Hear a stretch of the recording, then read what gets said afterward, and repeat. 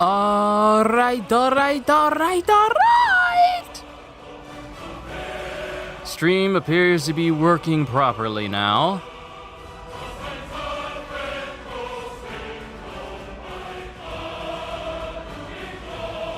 How is everyone?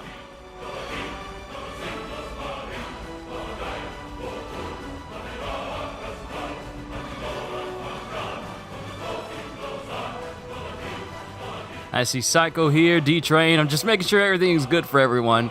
Yo, peoples! Kyushu92 here. Welcome back to more Skyrim. Except we are playing the PS5 upgrade, the next-gen upgrade that released today. And I'm kind of keeping my eye on Twitter because I'm trying to...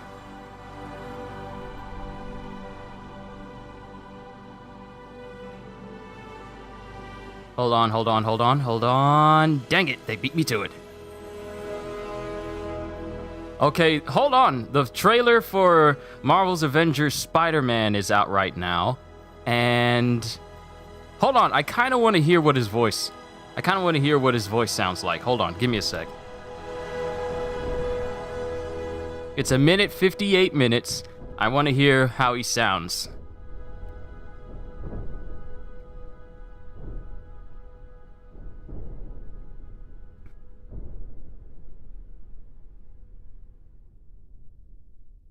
Okay, so... Okay, hold on. I want to listen to this.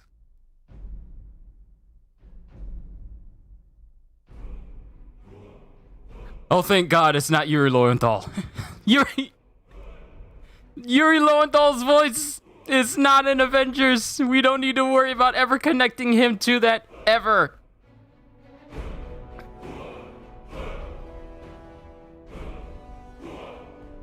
Okay, the way he's webbing up these guys in this trailer, they're all automatically getting covered in web, even though they're getting hit in the back of the head. Doesn't make much sense.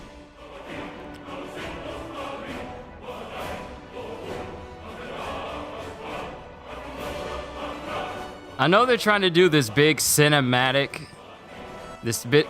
feel.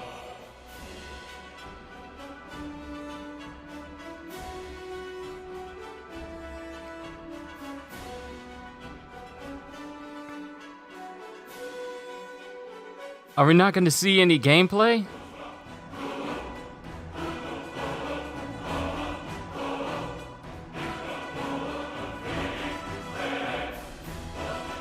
Do not show Spider-Man swinging if you can't swing higher than 3 stories.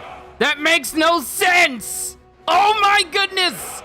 You fools!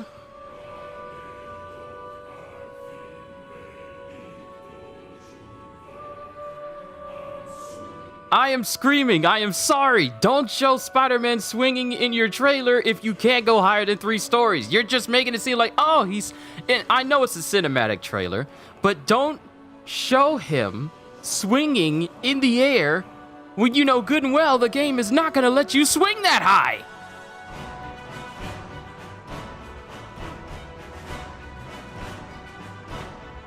I am being so loud. I am so sorry.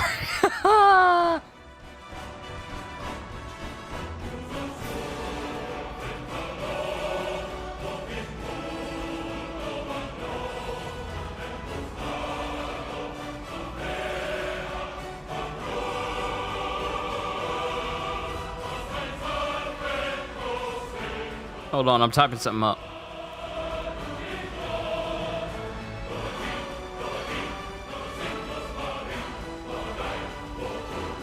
We'll get started after I type this up. I'm sorry, it's just that the trailer kind of bothered me in that regard.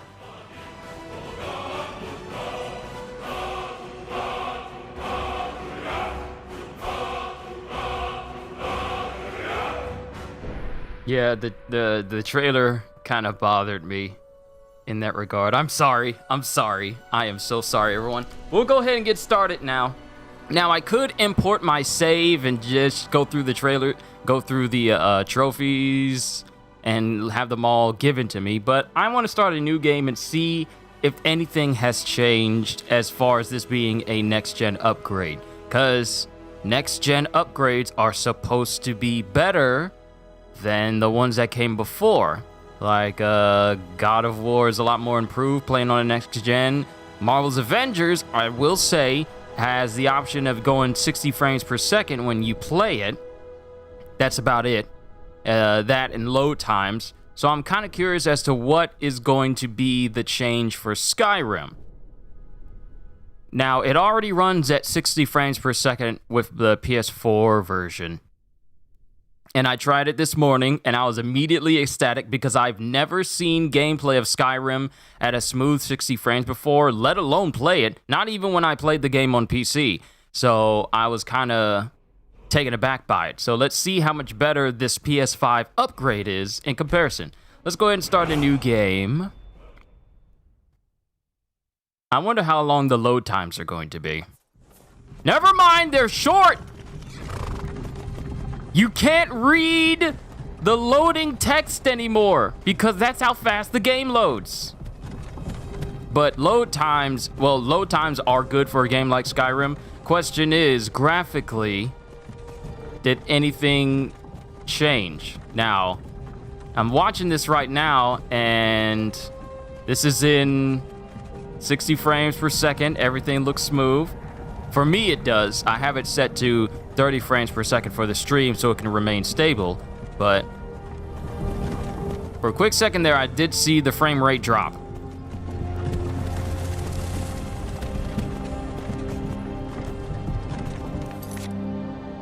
Yeah, we know how this works. Let me bring up dialogue and general subtitles, depth of field.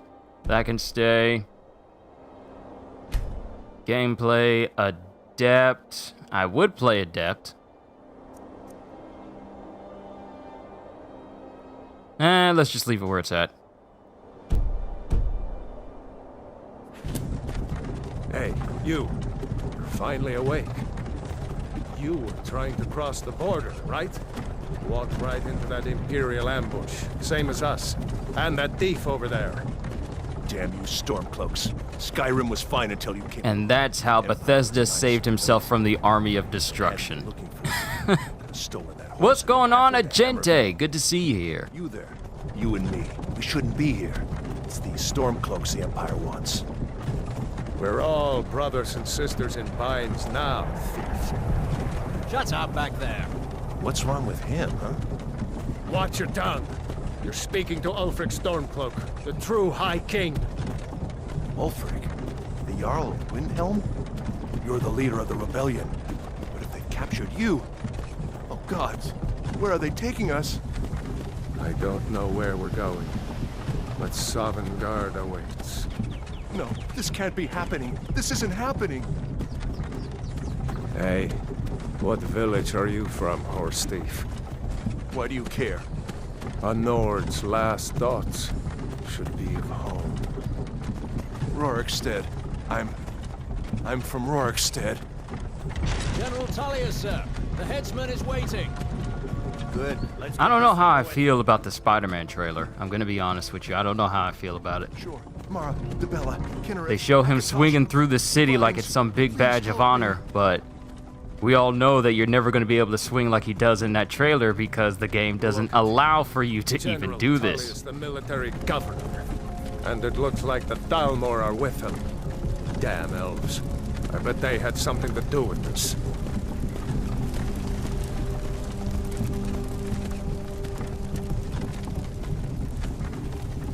Okay, I saw a little bit of a frame rate drop there. This is Helgen.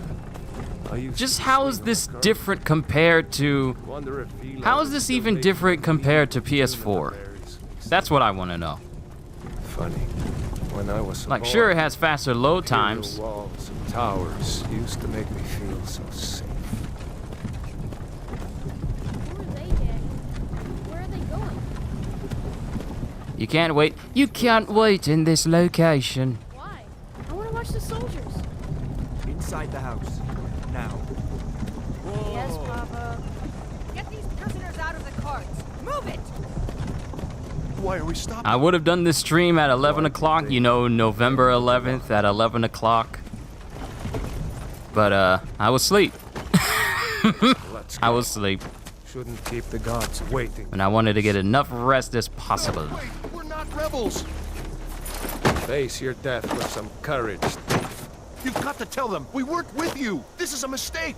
Step towards the block when we call your name. One at a time.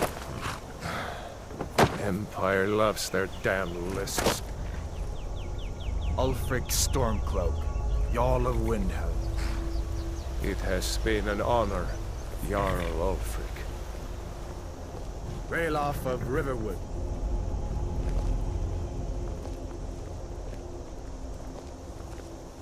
Lokir of Rorikstead. No, I'm not a rebel. You can't do this. Halt! You're not gonna kill me. Archers! Anyone else feel like running? Wait. You there. Step forward. Who are you? Who am I? Who am I? Okay, first things first. We're going to be an expert in necromancy, so I need to look the part. It really doesn't matter which person you choose. You just get a bigger boost depending on the individual. I'll choose a brother. You don't see many brothers being like full-on necromancers.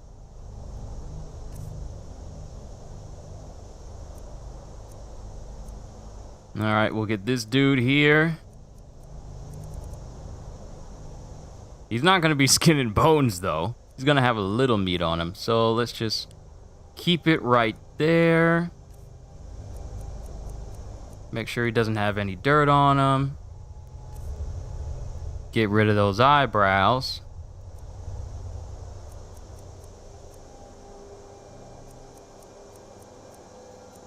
Some of these noses are just royally messed up.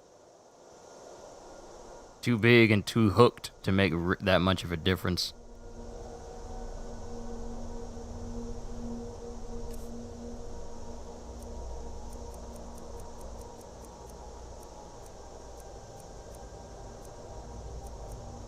I could go for both white eyes.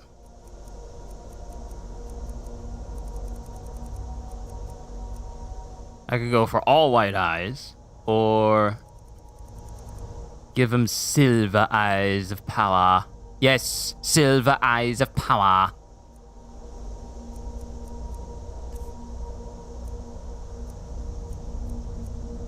Give him regular brows.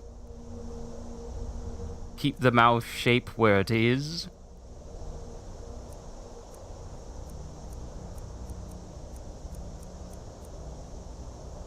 And give him the best of beards. He is the best beardman.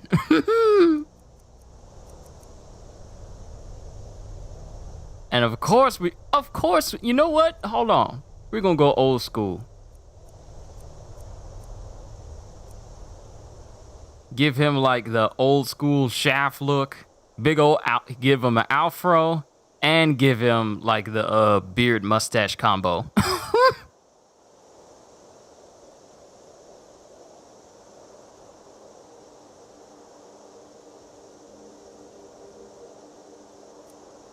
And finish and name his character. His name shall be Grandolph.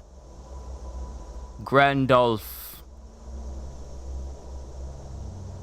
See, Grandolph is a character I made in Kingdoms of Amalur, which I'm playing through right now. I'm making him here for the PS5 version of Skyrim, and I'm going to make him again in Elden Ring, and I'll make another Grandolph in Tiny Tina's Wonderlands. His name shall permeate beyond dimensions in time and space in different planes of existence. His name shall be Grandolph! What are you doing here, Redguard? You a sellsword? A sailor from Stros Mackay? I am the future greatest necromancer this world has ever Forget the seen. list. He goes to the block. By your orders, Captain. Don't presume to understand my power.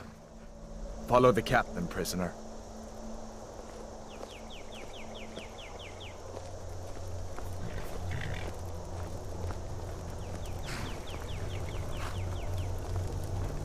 Ulfric Stormcloak.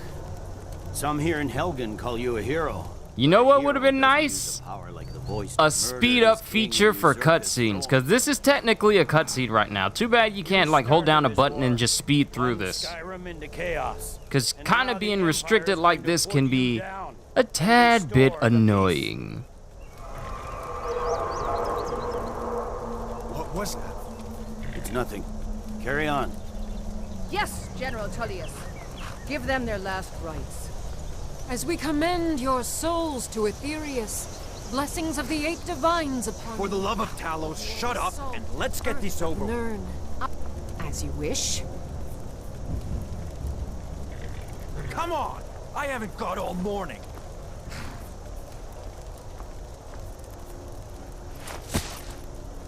My ancestors are smiling at me, Imperials. Can you say the same?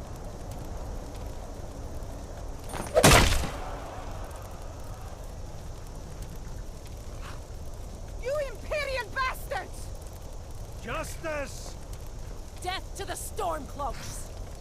As fearless in death as he was in life. Next, the Red Guard. There it is again. Did you hear that? I said, next prisoner. To the block, prisoner. Nice and easy. Really ain't got much of a choice.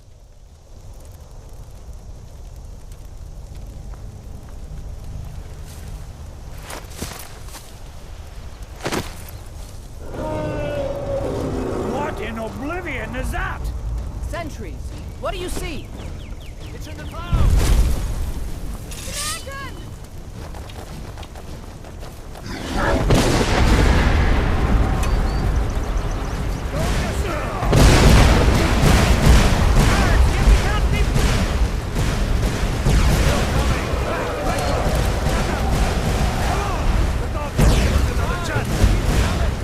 I'm not waiting on you, bruh. Jarl, what is that thing? How did you get behind me so fast? Legends don't burn down villages. We need to move now! Up through the tower. Let's go! Oh, there's some high definition on the face of Ulfric Stormcloak. Up the stairs now! I may have to do a comparison to the Rayloff, you okay, dude? you okay? Looks like Rayloff's got a case of the shakes. What's going on with you, Rayloff? What's going on? You okay? This way, friends. Move!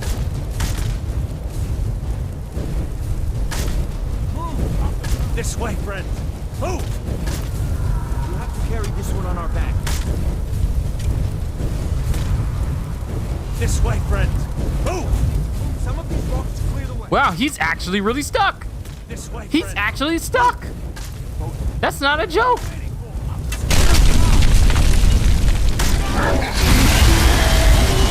Fire still goes through the stone. Because why not? See the inn on the other Him side? dead. We can't do nothing for him. Go!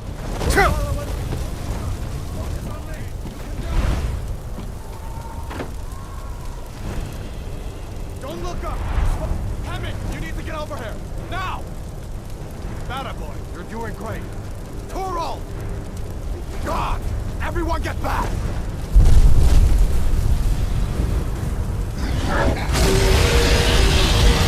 So I will say Stay this alive, much, prisoner. graphically Stay wise, that way. things that should illuminate the environment actually do that Gods guide you. a little bit more than normal, so that's nice to see. Like I said, I'll have to do a comparison compared to how it looked on PS4 up till now, because apparently PS4 was supposed to be the best version, but here we are Follow me. in November 11th of 2021, And they've released yet another version that's supposed to have even better graphics than the special edition that they released of the last time. So it's like... I mean, I do like the fact that flames do illuminate the environment a little bit. I mean, Skyrim is already a good game. Out of my way! We're escaping that one. But it's nice to see little touches here and there. Fine! I hope that dragon takes you all to Sovereign Guard! You, come on! Into the keep! With me, prisoner. Let's go! I'm going with Rayloff.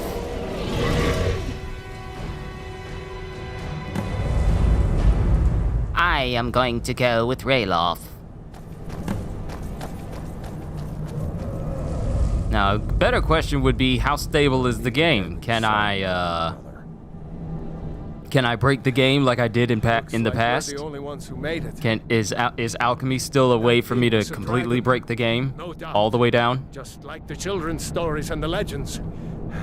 I'm quite curious to see for myself. We better get moving. Come here. Let me see if I can get those bindings off. There you go. You may as well take Gunjar's gear.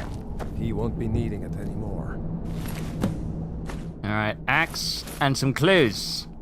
All right. Get that armor on, and give that axe a few swings. I'm going to see if I can find some way out of here. Ah, this one's locked. Let's see about that gate.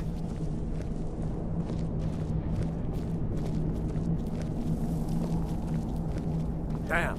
No way to open this from our side.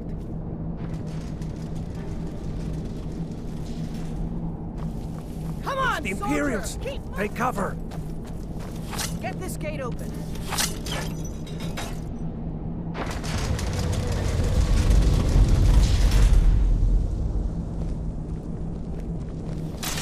You won't leave Helgen alive!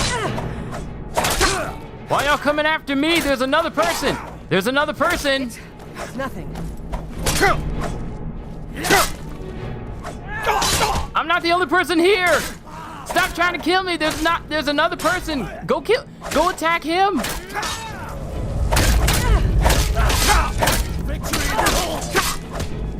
Stop hitting me!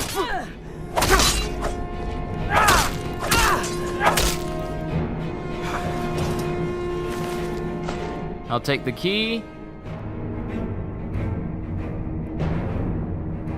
And I'll take this heavy armor. You're not going to need it where you're going. I'll take the dagger and I'll take the sword. All right, Grandolph. This is gonna help me get stronger in the long run. So what we're gonna do is we're gonna take this dagger, have it on our right side. Unlock that door and let's get out of here.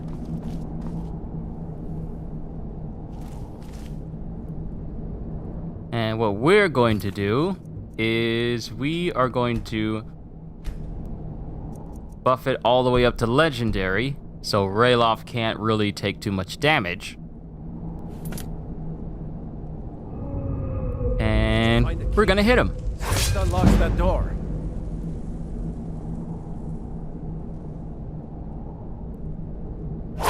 Watch it! Alright. This is a very cheap...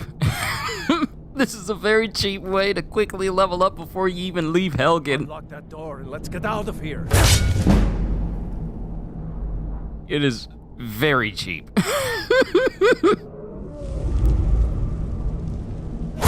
Watch it! See if you can unlock that door.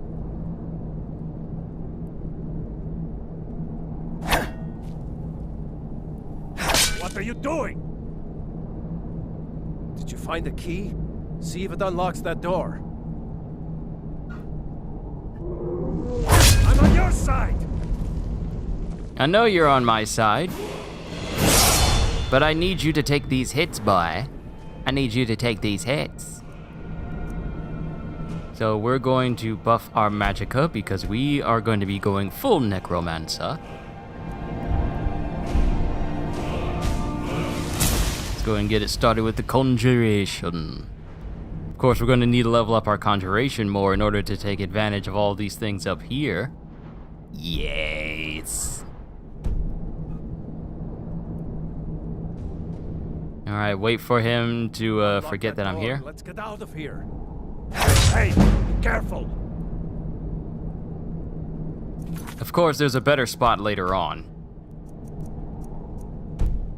But I'll do that on my own time. I know a good way to do this. All right, let's bring up our war axe. No, let's keep the daggers. Let's keep the daggers. If Sung Jin Woo likes to use daggers, then we'll keep using daggers. Did he have daggers? He, in fact, does have a dagger. Nice. That's it. Daggers are going to be useful for me to get soul gems and whatnot. Come on, let's get out of here before the dragon brings the whole tower down on our heads.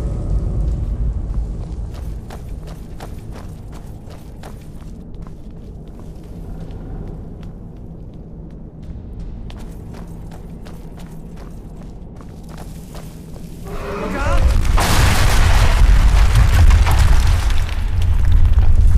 Damn, that dragon doesn't give up easy. Grab everything important and let's move.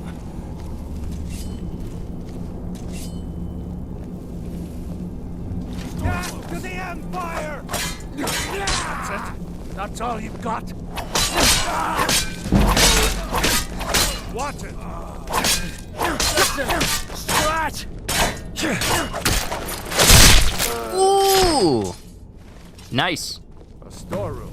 See if you can find any potions. We'll need them.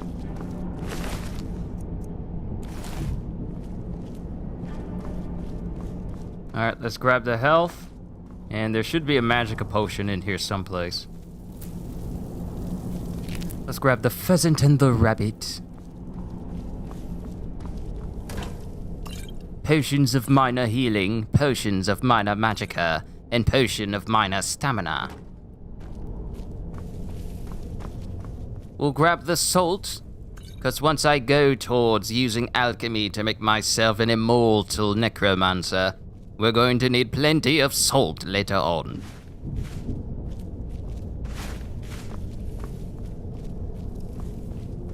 Done? Let's get moving. Excuse me, sir, but don't you rush me. I need to turn up the turn speed. It's a little bit low. Troll's blood. Much better. It's a torture room.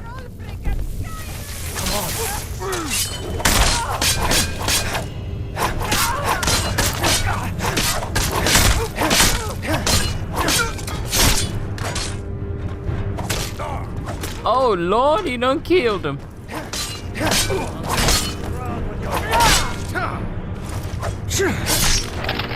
Ooh, in the back.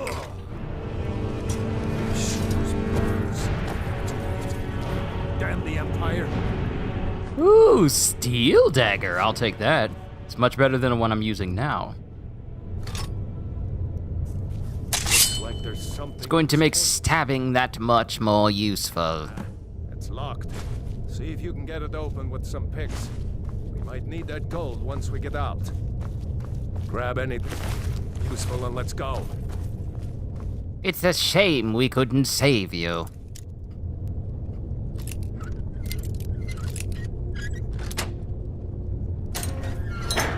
A master of unlocking. Ooh, Palpatine power. Alright, we're gonna take the hood and we're gonna take the robes. We'll keep the other gear pieces on us just so we can have minor points. Minor points of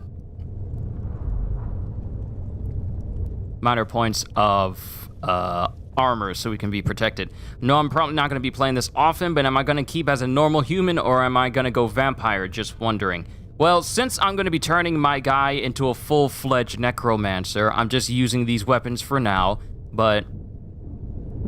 Hold on. How do I... Ah, okay. I'm going to be turning my dude into a full-fledged necromancer, and being a vampire actually gives bigger buffs to conjuration and necromancy. So I might become a vampire. I might. Just due to how much it buffs being a necromancer. But I'm not going to be like this all-around magic user where I just use all manner of magic. No, necromancy and conjuration and, you know, raising my dead foes is going to be what I mainly use. Overlord and solo leveling have spoiled me on the prospects of being a necromancer and the power that it could possibly hold. Even though I'm not going to be able to reach Sung Jin Woo levels of insanity. Better to stick together down here.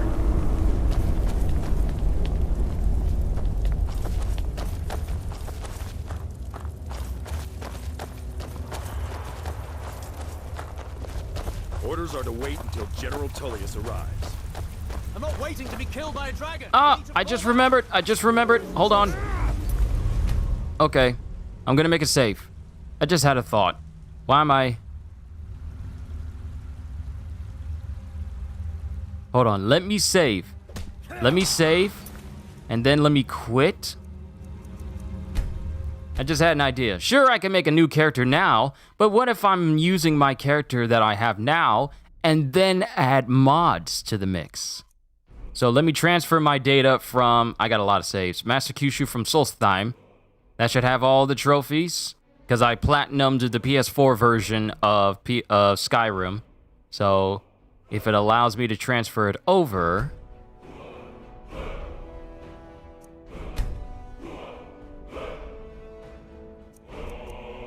Let's bring up Master Kyushu in Solstheim, and let's see if it'll give me all of the trophies. Because this character is level 143.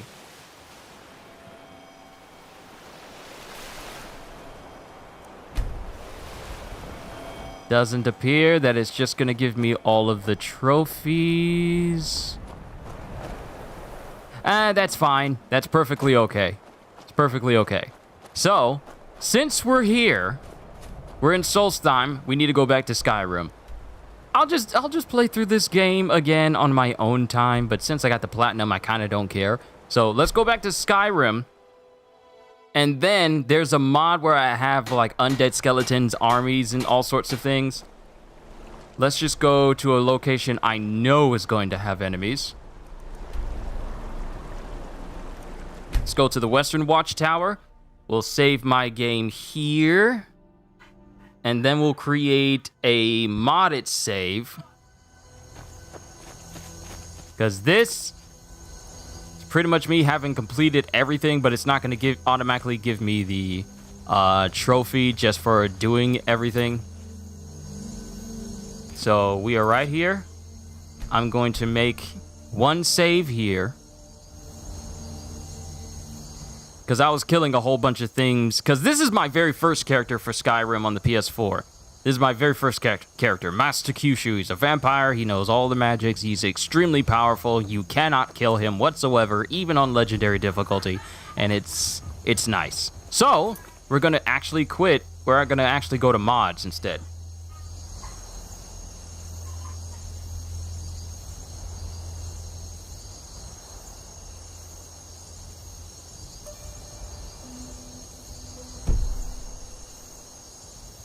Alright, so we're going to quit. We're going to go to my mods. Because there's actually quite a few mods. So let's go to the mods. And bring up my undead army. Because it allows me to just infinitely spawn a whole bunch of skeletons. And different types of enemies. Alright, so reanimate skeletons. No ash necromancy. Necromancy summons. Yes. So... let's go ahead and download. There's quite a few spells we can mess with. No ash necromancy, which means that no one will ever turn into ash again, which means I can keep raising them. And I can reanimate skeletons. Because all of these work with each other.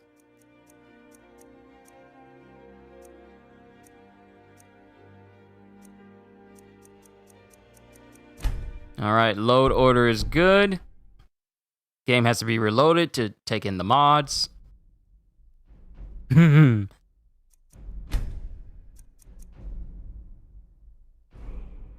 Let's load up this save.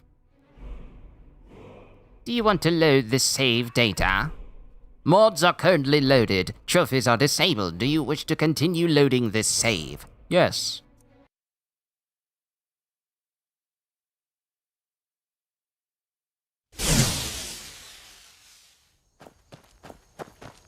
Right then, the meeting has come to order. Now, let's see if I remember this. There should be a location where I can get all of the magics.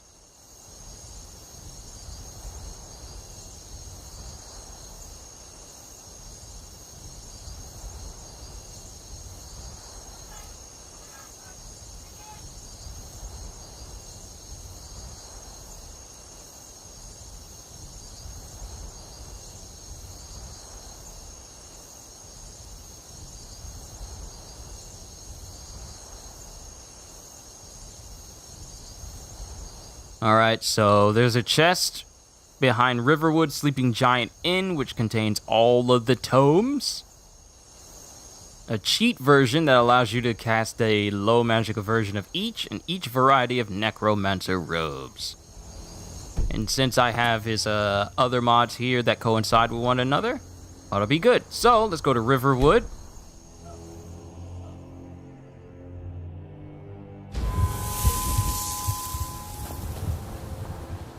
And since I'm already a vampire, what I use is going to be a lot more useful.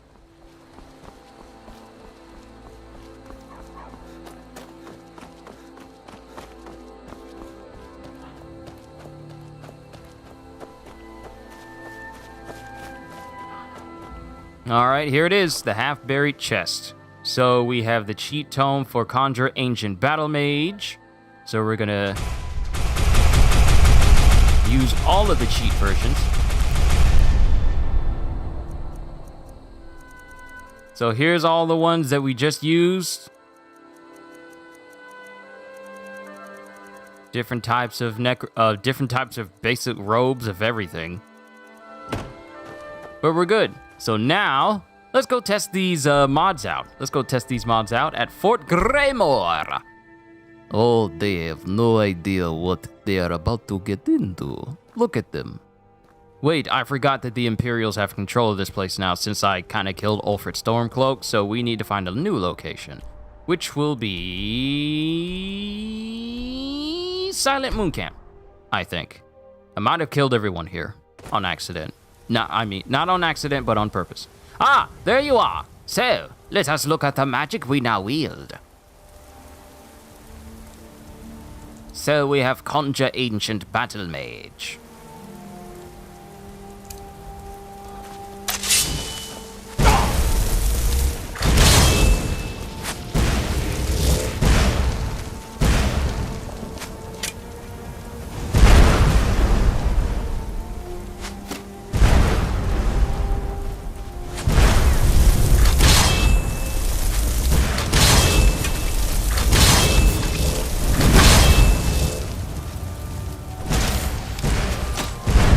Okay, I might have done something wrong because it should have allowed me to be able to bring in more of them.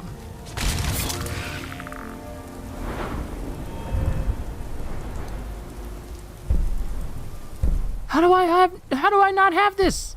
How do I not have this? I think I should have gotten the twin souls perk and added that. Ancient Blade, Ancient King. Ooh.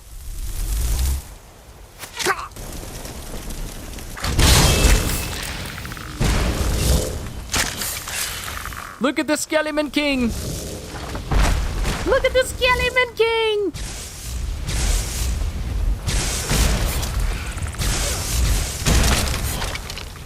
And the Skeleton King is down. Alright, let's see another Ancient Blade.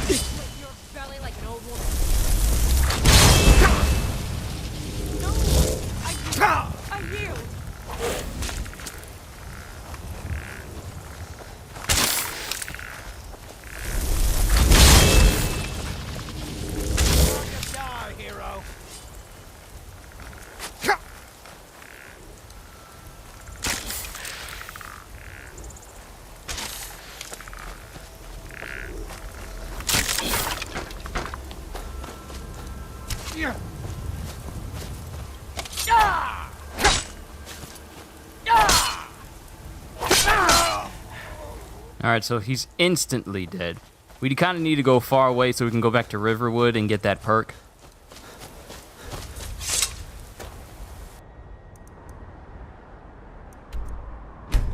We need to go back.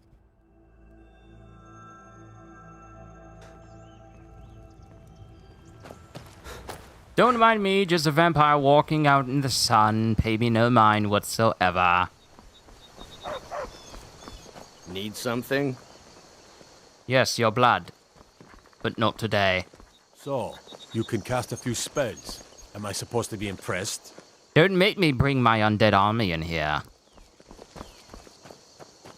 Alright, so if I remember correctly, I tried using this mod before, and I had a whole army of skeletons just following me. So, let me see. Let me read it. Some of the spells added by this allows you to have 3 or more summons. However, if you gain the Twin Souls perk, that limits the number of summons to 2. To fix this, I have created 2 rings. Remove Twin Souls perk if you equip, then unequip this ring. It will remove the Twin Souls perk. Add Twin Souls perk if you want the Twin Souls perk back permanently. Equip this ring. Once you don't need to keep it equipped, you can remove it. Alright, so let's see. It might have been a good thing that I don't actually have that perk.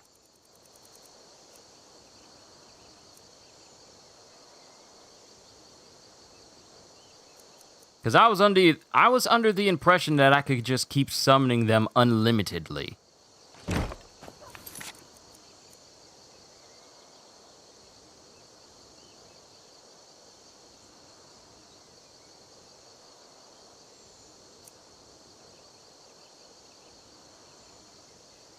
Okay.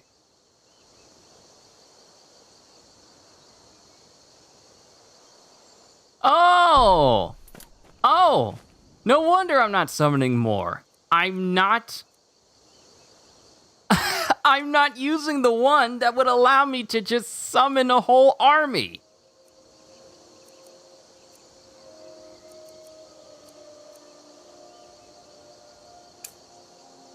Conjure Armored Skeleton Legion. I'm using the wrong ones. I was using the wrong ones the whole time. I was just using the singular summons. I wasn't using the multiple... Oh, I actually do like the fact that the load times are quick. Quicker load times in games should be a standard. But I got a whole army here. Go to work, you guys.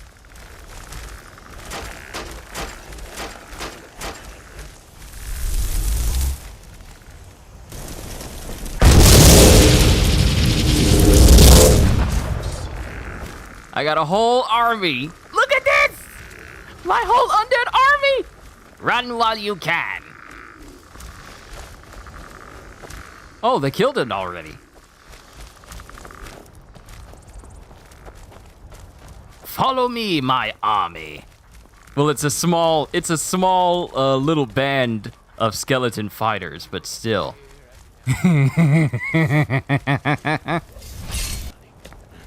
Is someone there? Come deal with this. This is beneath me.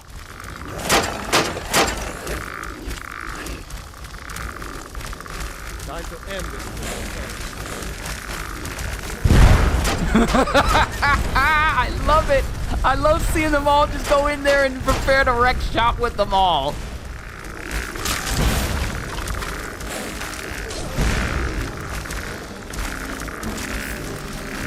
Now, if only they made it so that allies would not just stand around, they would all just join in the fight. Look at him! Look at him! He's surrounded! He can't do anything! I love this! Yes. Yes, my army. Show no quarter.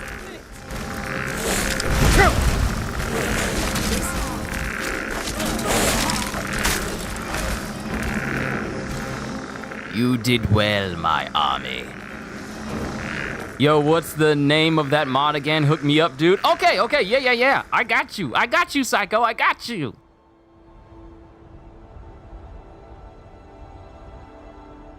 These are the mods I'm using for my undead army. So, This one is called Necromancy Summon spells. The next one that really works with it is no Ash Necromancy, which means that regardless of whoever you raise, they will never turn into Ash ever. And then Reanimate Skeletons. All of these are made by the exact same person, and they all coincide with one another. So if you see you see skeletons just laying around and they're completely whole, you can reanimate them. But this one right here, this one right here, this one right here, this is the closest I'm gonna get to feeling like Sun Jin-woo within a whole army like this. Now, I'm wondering, I'm really hoping that there's a mod that makes it so that... What in the world? Hey, hey, hey, hey, Courier, where did you come from? Look at my army. They're just slowly but surely coming out.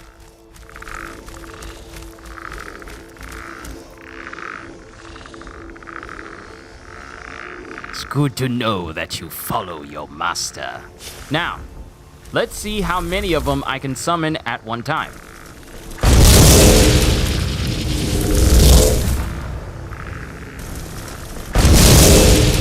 And the chest for them, I could look at this. I got a whole army. And since this is on PS5, I don't think I need to worry about the game crashing because of me loading too many things all at once.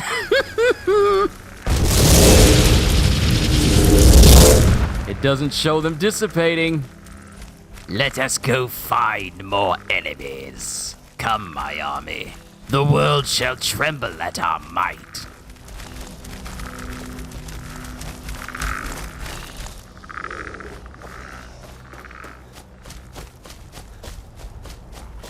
Oh, I got an idea. Let's go see some giants. Let's go see some giants. Now, my army does in fact follow me, even though the draw distance doesn't show them all the way in the back. They are all still there. If I go to this magic, it says there's no expiration on them. They just stay with you. They just stay with you. So that means that they're going to be with you the entire time. Oh, it's so hot. Oh, it's so hot. I need to find out if there's a mod that makes it so that even if I have a large amount of my soldiers here with me, can all of them just gang up on one person instead of just waiting, instead of it just being limited to whoever is in close proximity? Can they all just aggro from merely knowing that there's an attack going on? I need to find if there's a mod for that. If there's a mod for that, then it's just going to be a bloodbath whenever I fight anyone. So what we're going to do is we're going to get close to one of these mammoths and provoke them to attack. That's right. Now you get to face my army.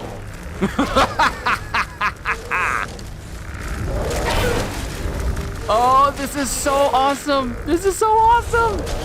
Just seeing my army just taking on all these mammoths. And the giants have no idea what's going on. We're gonna fight them next. And they're all dead. My army took them out. What difficulty is this on? This is on Adept. This is on regular normal difficulty. I still like it though. I still like it right here. Because if I try to do it on Legendary, my skeletons may take a hot minute to kill them all. So, let's go find the giants and say hello to them. Well, we kind of killed all of their mammoths, so there's that. Hey, yo there, giant dude. We kind of killed all your mammoths, so I'm gonna go run in this direction, and you get to contend with my entire skeleton army. Have fun, bruh. It's not gonna be all that good for you, but... And like that, he's already dead. Oh my, what mo shinderu, is that how they call it over there in Japan? They're all dead. And not to mention, I got the melee dudes up close. These are all the melee fighters, while the archers are staying out at a distance. You got an army of archers and an army of soldiers just waiting to cause some havoc. I know where I can go. Well, I could go in a White Run and then just massacre everyone. I could. I could. I could.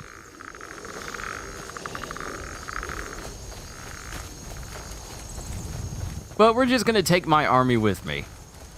All right, everyone, we're moving. And we destroy anyone who gets in my way. You know what? Let's bump the difficulty up a little bit. I'm technically invincible, but I want to see how strong... Let's go to Master. I want to see how strong my army actually can do in the long run. I just love the fact that I have an army of skeletons that are just following me. Even though I can't see them in the distance, they are all following me.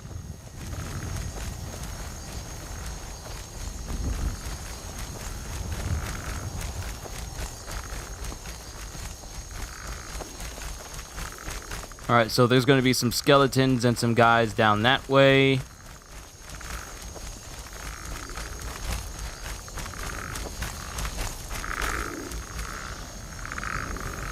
And these are just on the grounds, dude. These are not the supernatural floating legless regular enemies.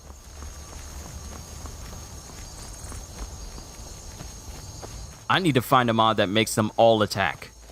Oh, we got mammoths. Oh, we got mammoths. I hope you're all keeping up. Yeah, they are. My whole army's keeping up with me. That's good. You guys are good. You guys are...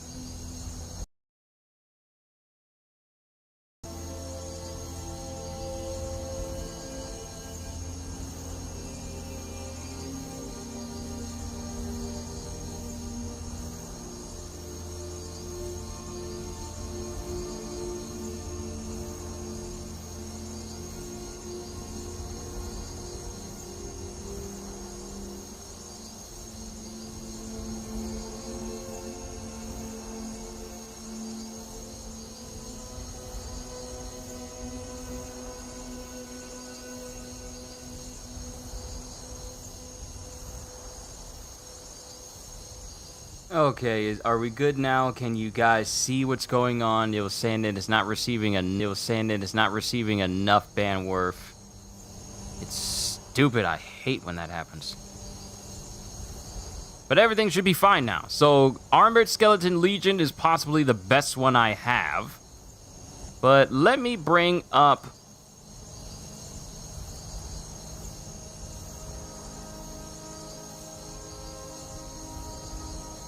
Let's see. Archer Band, Armored Skeleton Legion, Fallen Legion.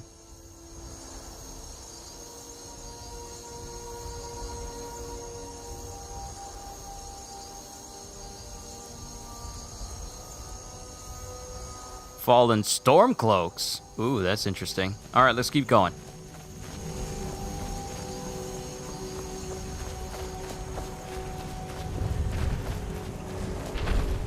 All right, giants, it's time for you to die once more. All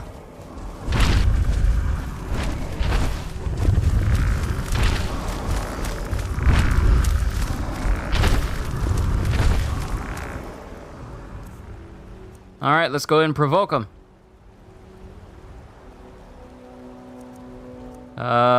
Elemental Blast.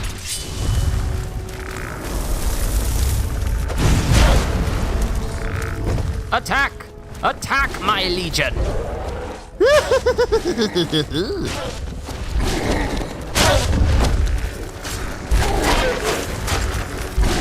The giant's running! The giant's running! You can run, but you'll only die tired!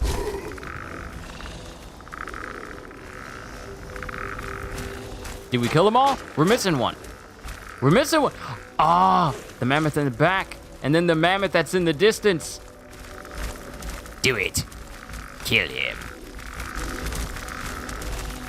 Go fetch him, my army. He can only run but so far. And now they're setting their sights on the one lone mammoth that's staying off in the distance. Go, attack him. Get him. Kill him, my legion.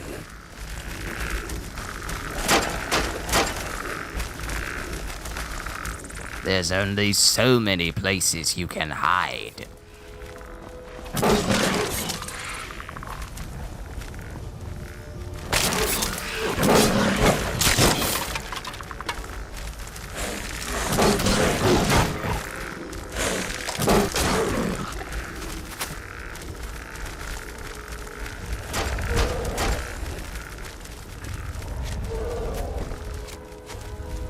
Now we just watch the fireworks.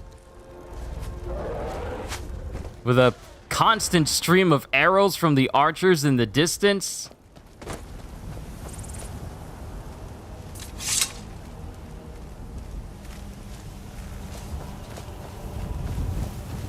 It's not difficult to see just how useful this army actually is.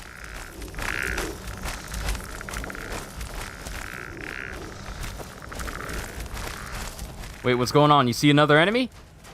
They see other enemies. Y'all see other enemies? Oh, they see the mud crabs.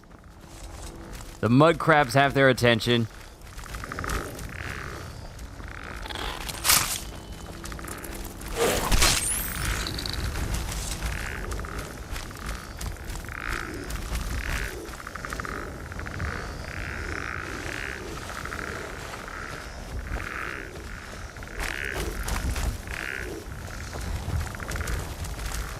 All right, my army, we move forward.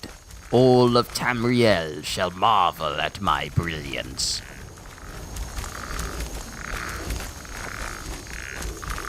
I do need to find...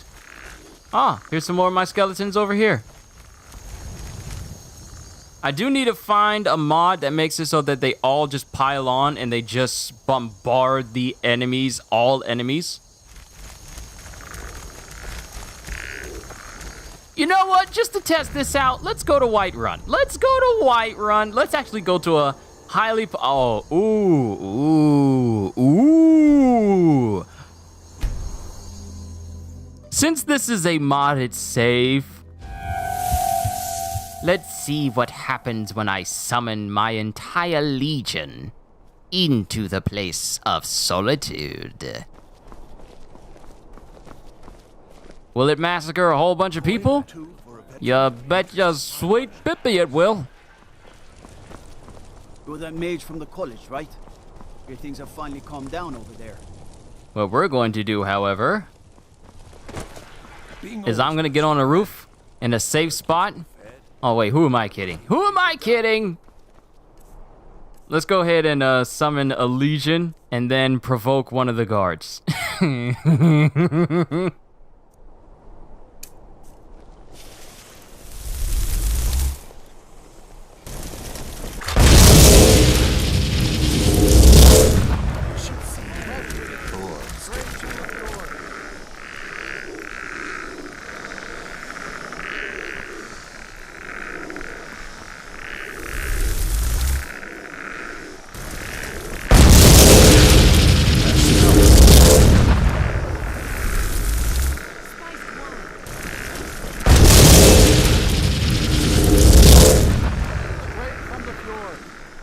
All right.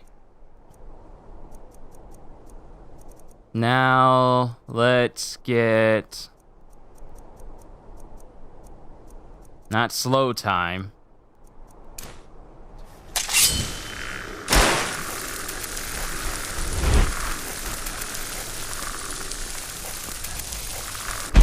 Someone do something.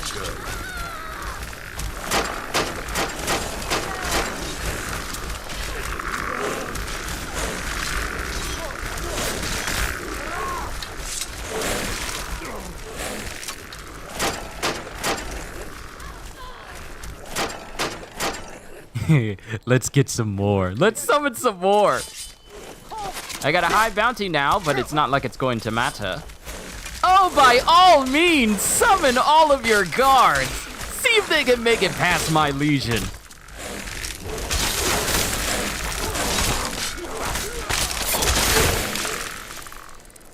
since we're playing the PS5 version.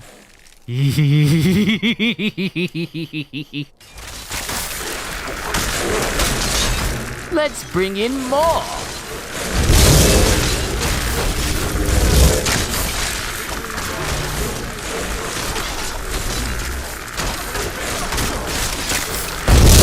And more.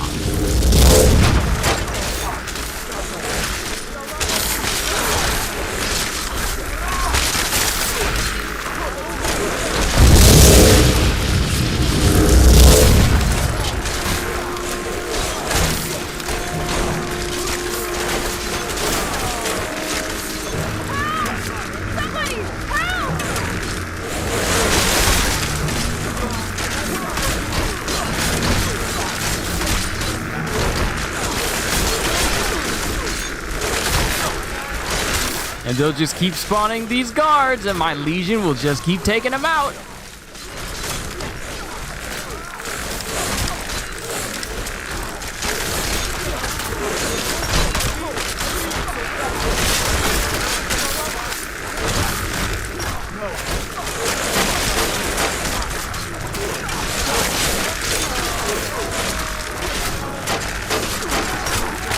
Another one bites the dust. Ooh, I just realized. Power.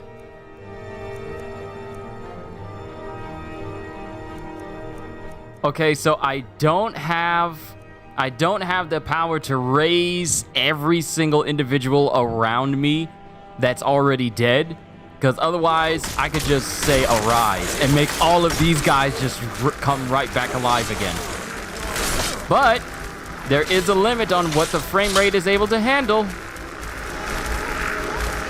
because the frame rate is showing up dipping right now.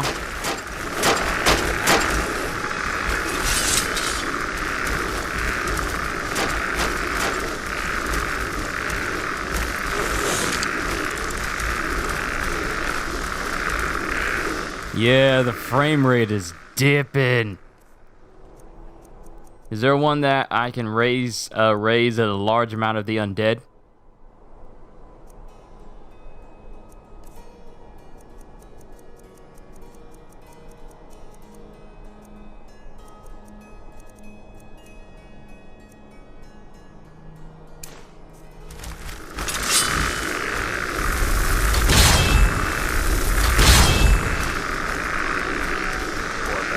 Yeah, there is a limit to how many I can summon before the frame rate starts to really, really dip.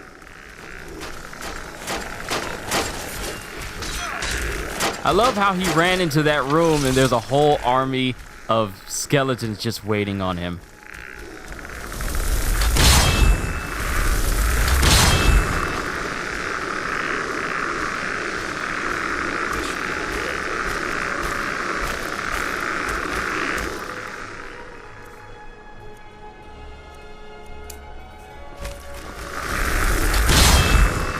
How are you too powerful for reanimate corpse?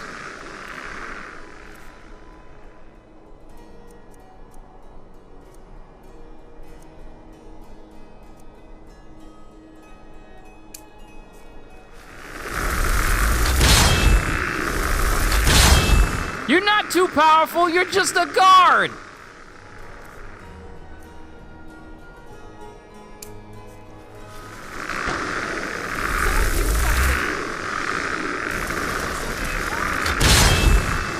None of you are too powerful for me not to raise you.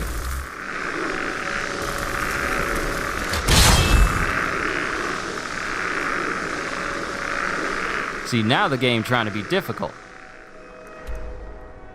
Okay, so we need to find that summon stone that gives me the ability to, where is it? Where is that? Where actually, you know what? Where is that summon stone that gives me the resurrection power? I believe it should be... That's the guardian stones, but where is the where's the one where I can raise a whole bunch of enemies around me? Hold on, I need to find this Standing stone. Standing stone reanimate. Ritual stone, located to the east of Whiterun by the roadside, above the entrance to Grey Winter Watch.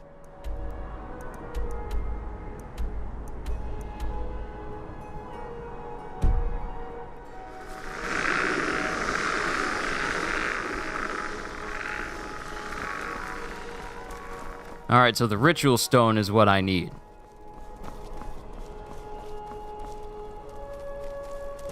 Come, my army. We are leaving.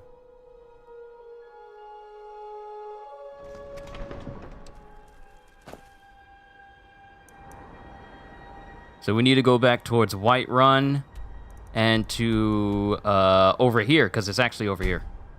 Travel there, get the ritual stone so I can raise all the enemies who are killed by my soldiers and have them fight on my behalf.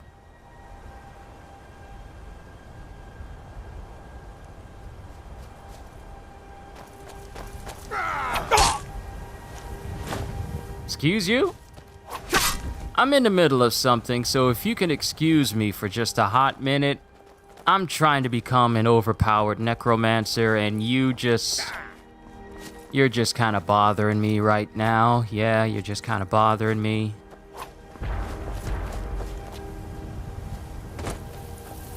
Pay me no mind, I just want to get my hands on the ritual stone, that's all.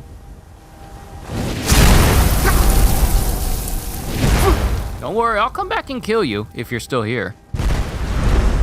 My only priority is getting that ritual stone up there, so when I go on another massacre, I can raise all the people that I've already killed and have them help me out. Like a true Shadow Monarch would.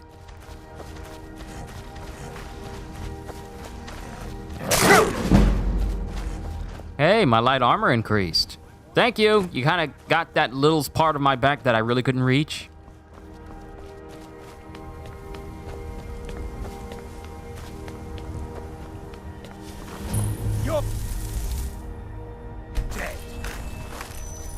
All right, Mage Stone is gone. I kind of really don't need the Mage Stone anymore.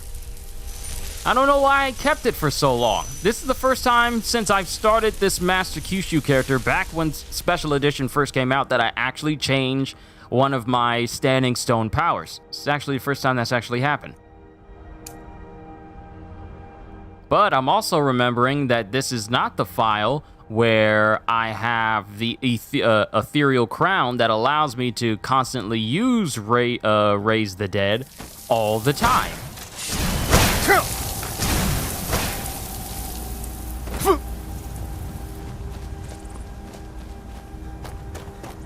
So I kinda forgot about that.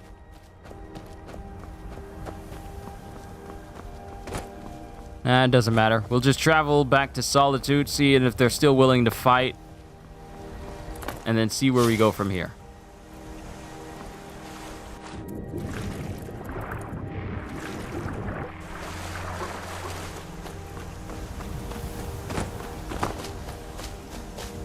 So let's get far away enough from the mud crab. Ah, come on! I'm just trying to get out of here.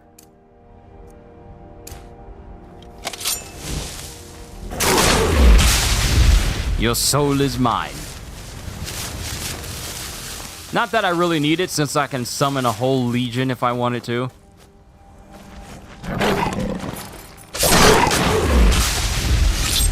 Your soul is mine again. All right, let's get far away enough. And let's go back to Solitude. I'm pretty sure the people are going to be happy to see me when I come back.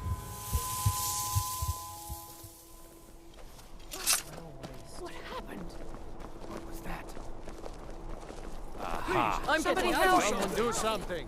What are you doing?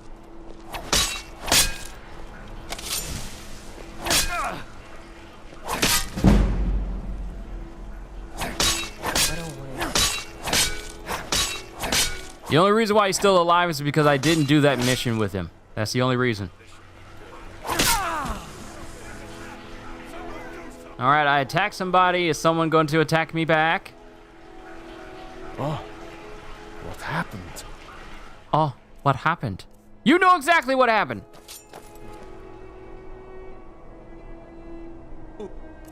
And I forgot to make this power a favorite.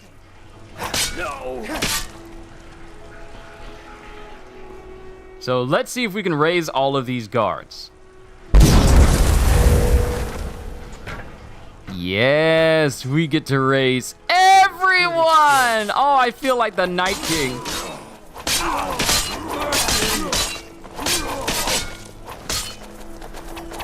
I feel like raising my hands like the Night King with this power.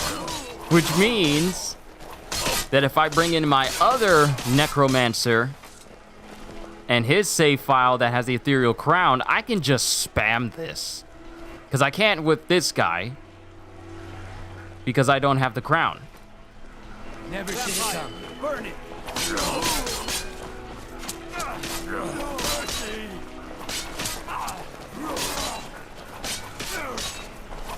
Now, since I have the mod for no Ash Necromancy, these guys will, once the Ritual Stone power expires, and I think it lasts for 120 seconds, once it expires, they'll all just fall down. I can just spam the Ritual Stone ability and raise them back up again like nothing ever happened. Good as dead. Which is why I'm going to quit and bring up my Grandmaster Necro character that actually has that crown. So let's go ahead and bring him up. Ooh, I feel kind of giddy right now because this is actually entertaining. Let me bring my Grandmaster Necro for the world to see. Load that fire, since it's already modded.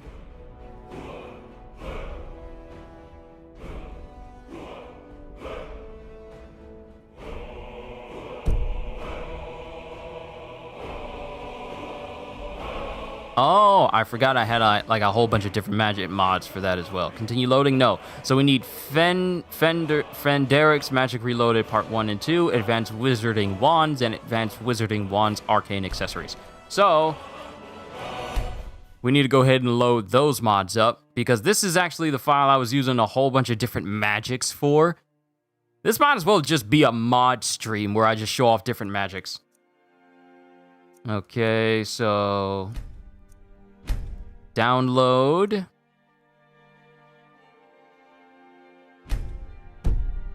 Let's get the first one first.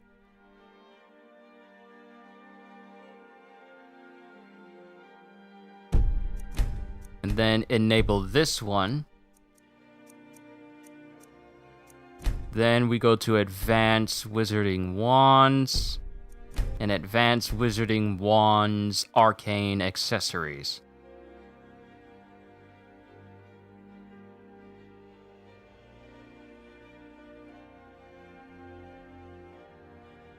Now, since this character doesn't have access to the Wand Enchanter,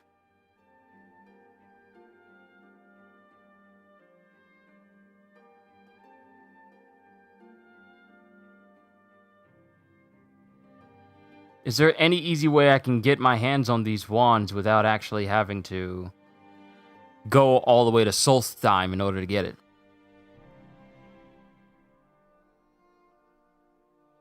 Okay, Destruction, Touch of Death, Hangman's Noose, Choking Grasp, Strangulation, Elemental Burst. Wand cast magic only if you use it for a target. If you defend with the wand. Okay, I need okay, that's Arcane Accessories.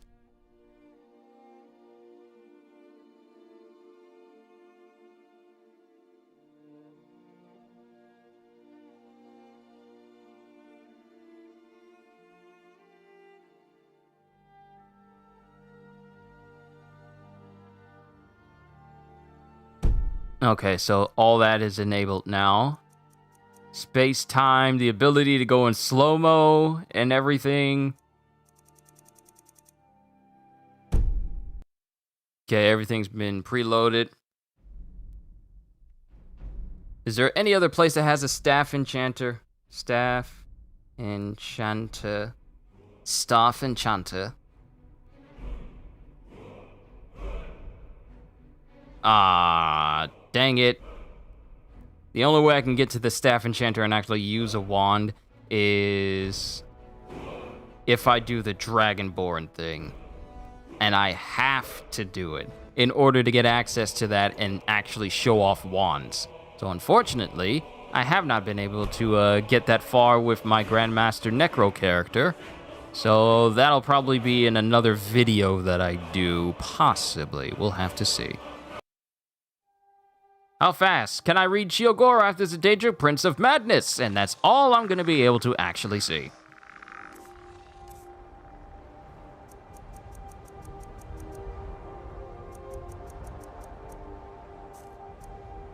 Alright, so what I have is the Ethereal Crown, where I have access to the Ritual Stone power.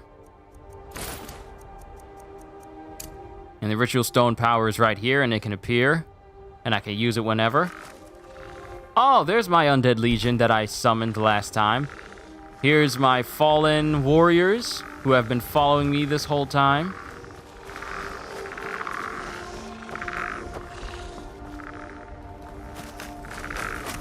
This is how my dude looks. He's just a spindly little necromancer that lets his skeletons do all the fighting for him.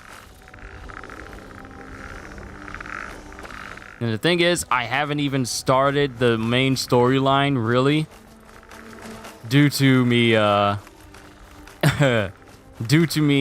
just leveling this dude up. So I am basically at the beginning, where I still have to talk to the Jarl of Whiterun. Why was I about to call it Winterhold? And the thing about Fallen Warriors is they are fast, which means that I never have to worry about leaving them behind because they are always directly behind me. Sometimes they outpace me when I suddenly stop. But strangely, not this time.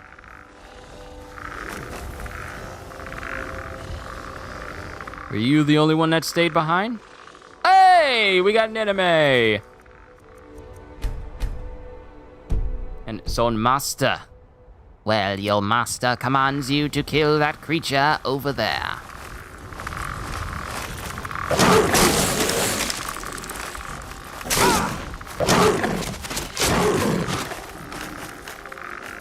See how fast you came up?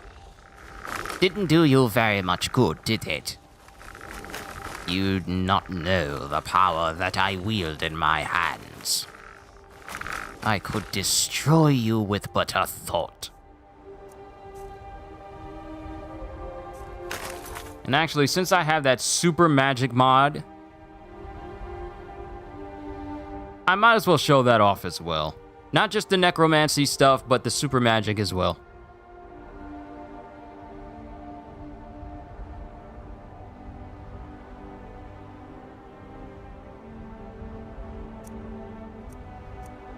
Okay, let's see, that is part 1.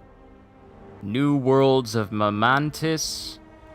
250 plus spells, elemental archetypes, new types of spells, new summons, new arrows and bolts, new legendary enchanted weapons, new staffs, new enchanted artifacts, new elemental unarmed martial arts, new boss encounters, new loading screen, new player home, and much more.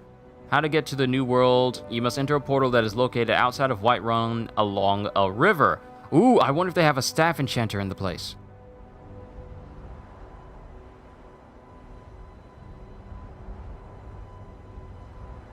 There's a cheat chest in Farengar's room. So let's actually go to Whiterun.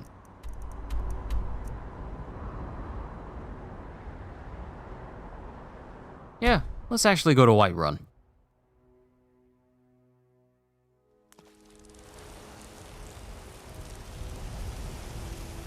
Get our hands on all of that ultimate magic, and then we'll go into this brand new area. Hopefully, there will be a staff enchanter so I can show off my wand.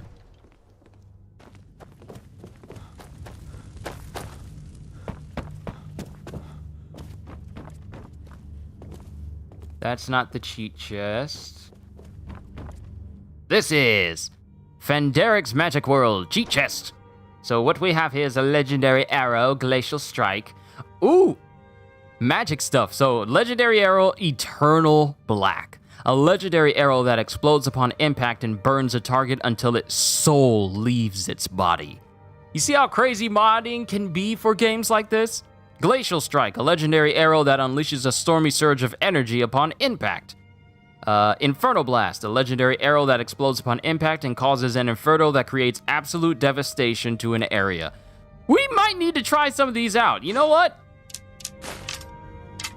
Let's look at all these legendary bolts.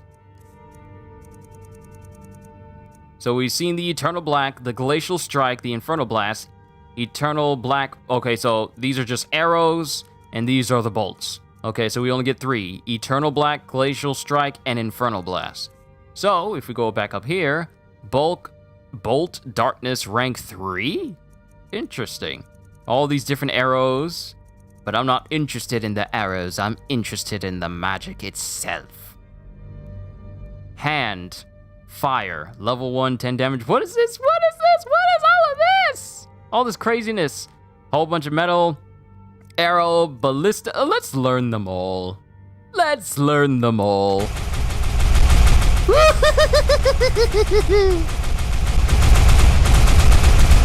Oh, the power in the world is mine for the taking. Magic, magic, magic. Oh, they got the 8 inner gates. Also, there's a couple of magics in here that are direct references to Naruto, like the Tsukuyomi and the Amaterasu and the 8 inner gates. Tons of those in there.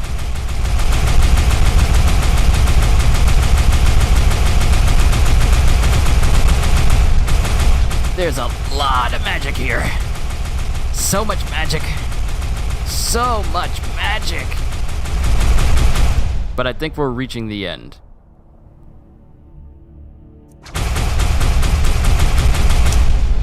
Okay. I think we got it all. I think we got all the magic. Oh boy, we got a long list to go through.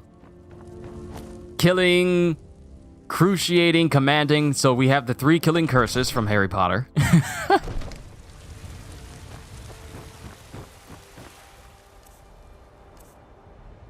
Look at all the destruction magic, blood magic, destroyer, eradication. So much pain and suffering I shall inflict. Oh, it's going to be nice. Now we need to go outside. Hey, Chirins. I work with my mother. I don't care if you work. I work with my mother, selling fruits and vegetables. It's fun most days, but hard work. I don't care. I don't care about you and your mother. All I care about is showing the world how superior my magic power truly is. And I know a perfect place to go try it out. Everywhere!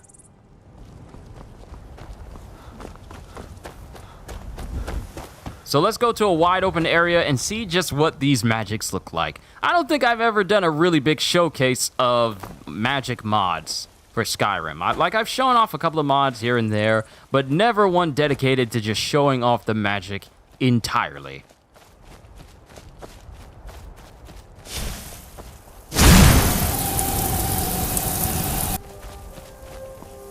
All right, let's go to the far off areas.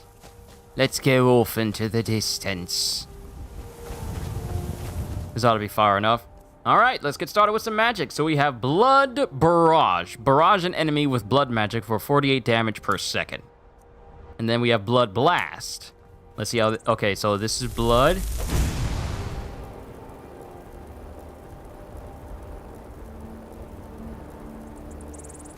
You can kind of see it. Do I have a ring that makes it so that my magicka regenerates faster? Or it's basically unlimited?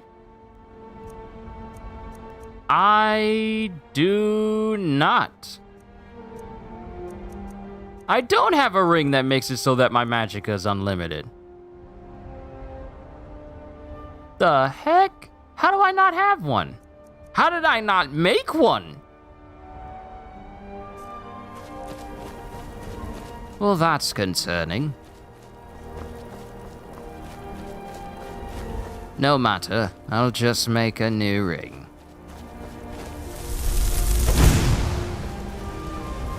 So the giant's being hit with blood magic now.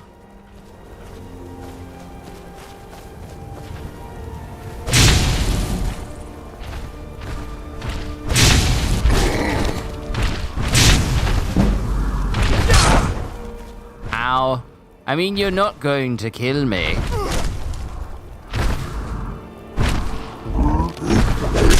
Though I really should have created a ring that gave me unlimited magicka just so I could show off these spells. I probably should have done that.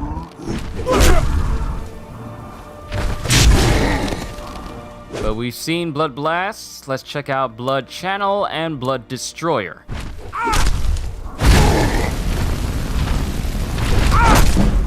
Not all that damaging.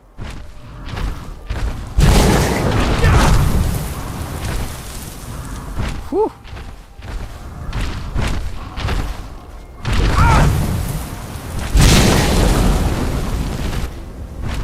Oh, it's just a big old blast.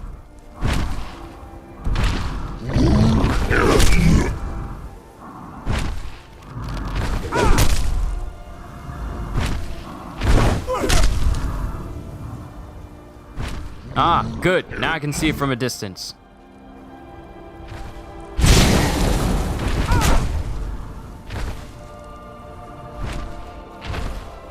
I should probably make a ring that gives me unlimited magicka. Actually, does one of the mods actually give me a ring so I could use it infinitely? Because that might help with showing off all this magic.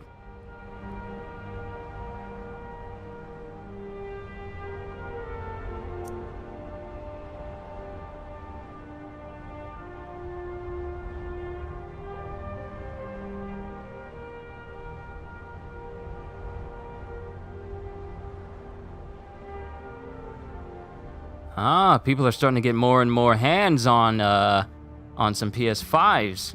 Even though the recent news is that the PS5s are going to be even harder to come by. Okay, so spells, summons, enchanted weapons, artifacts. Do you have a ring? Is there a ring in there?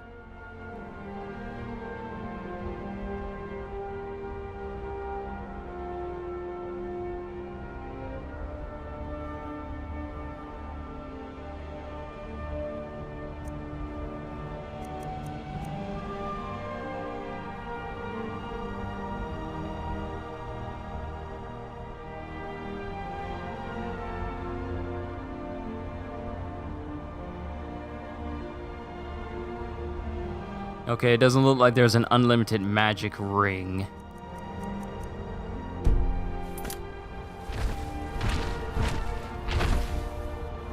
So we got a good look at Blood Destroyer and Blood Channel. Let's see Blood Eradication. But Destroyer is supposed to be the master level. So Eradication and Volley.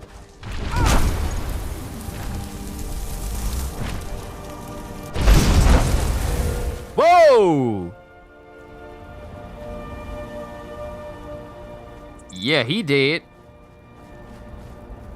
Let's see if we can do it at a distance.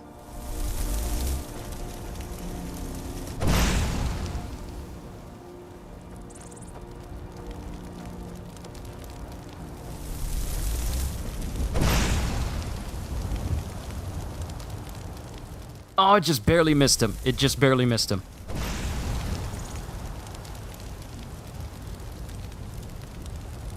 How is it not hitting the mammoth?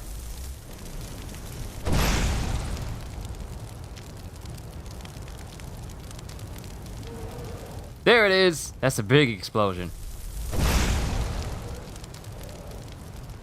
And the volleys are kind of low damage, but we need to show off the big destructive ones. So Destroyer magic is really what we need to be showcasing. So here's the, this is, what is it called? Not Imperio, but, Caruxio. Here's Caruxio.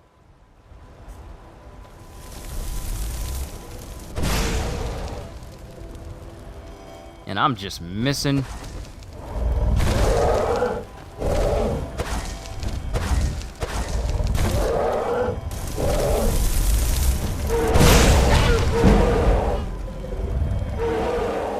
and it just causes immense pain and freezes the target in place. For how long? How long? For 10 seconds. A curse that tortures its victims, paralyzing them and causing terrible stabbing pains throughout their entire body for 10 seconds. It costs 393 per second, but it's a charge. It's charge magic, though. All right, so that's Cruxio. We'll favorite that. Then we got Earth Barrage and Earth Blast, but Earth Destroyer is what we want to use, since that's the biggest one.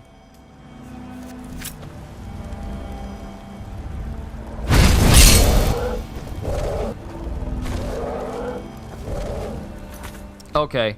I need to make a save. I need unlimited magic.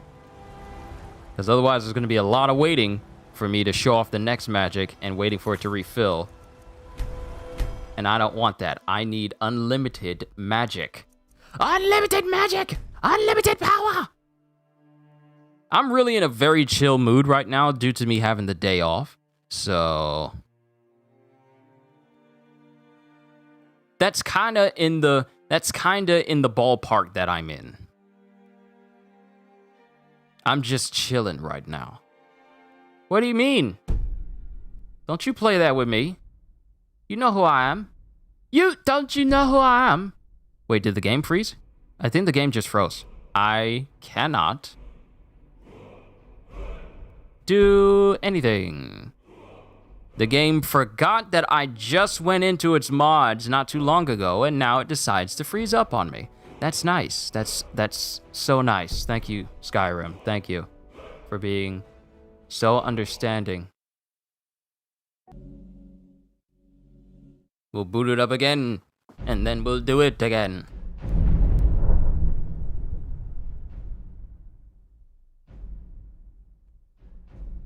Ah, fast load times is so nice. Log me in there! Don't give me none of this put in your user email nonsense. You know who I am. On the unlimited magic, thank you. Dragon under Whiterun, Zeo's Crazy Dragons, Fate of the Dragonborn. There's just so many mods that people are making for this game. It's amazing. Where is immersive movement, true, Dovahkiin, fast leveling. Ah, here it is. Here it is. Gives me 100,000 magicka, and the Archmage amulet gives me 100,000. Not that I need all that not that I need 200,000 wait, I just realized. Giving myself 100,000 magicka pretty much puts me at the same level as Sung Jin Woo before he got the full power of Ashbourne. So we just need to get this ring from Farengar in Whiterun, and then we can just go crazy with the magic display.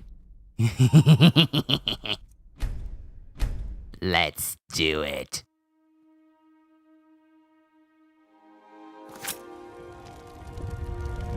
Oh yes, there will be magic shown here today. But I will wait until I return. You stay far away from me. Then we travel to Dragon's Reach and get my rings. Awful. Better not get me sick. Oh, shut up before I kill you. Faster load times for Skyrim is so good. It really is. Faster load times for any game really does make a heck of a lot of a difference. Who are you? Speak quickly. You're new. Fandaric's magic vendor, Fandaric's weapon Make vendor. it quick. Take a look. Oh, here's all the arrows that he sells, but I just used the cheat chest. All right, so we got the Archmage amulet and the ring. So, amulet of Akatosh. So the ring allows me to basically be immortal But the amulet will give me exactly what I need, because Amulet of Akatosh, Magicka regenerates 200%, 25% faster, but it matters little if I just have 100,000 Magicka. It doesn't matter. So now we can go back and show off this magic. Yes. Oh, today is a very good day. So we're gonna go right back to Bleakwind Basin and show off all of the magics. And then we'll go into that little portal area that they told us about. Hey, you guys remember me? Don't worry, I have come back to wreak havoc on your souls. So we have Caruxio here, we have Earth Barrage, we have Earth Destroyer. I sound more and more like Frieza the more I keep doing this voice. We have Earth Destroyer.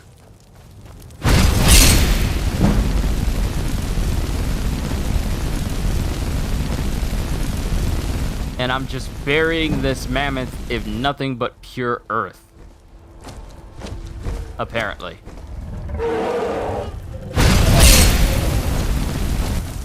It hurts quite a lot to do it, would appear. So that's Earth Destroyer. Fire Shock Cloak, Flame Spark. A potent gout of fire that does 15 points per second. Targets on fire take extra damage. And it's also, this is a mixture of electricity and fire. Elemental Frost Flame. Ooh. Frost Shock, Onslaught. What is this? A 25-point fire explosion centered on the caster does more damage to closer targets. Targets take 31 points of frost damage, takes 31 points of shock, and half that to Magicka. Let's see what this is.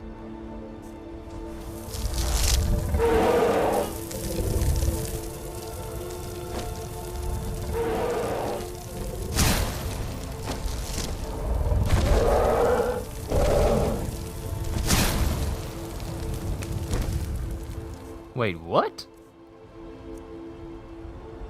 It's supposed to be an explosion centered on me, but it just hits them. Try Energy Cloak. Fire, Blaze of Wrath. One of the most powerful spells ever discovered. Where this spell is used, a cacophony of agony and grief follows. Does 160 damage per blast to a large area, 3-second cast time. Oh, word? Whoa!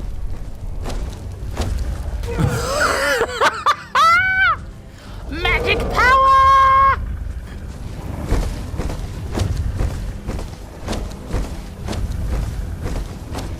I know the mammoth directly behind me.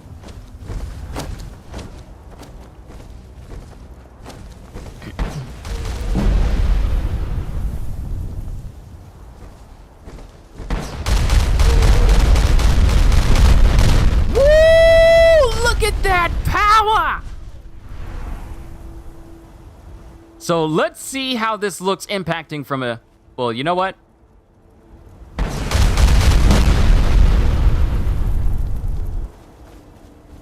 Let's see how it looks from a distance just to see how much ground it actually covers.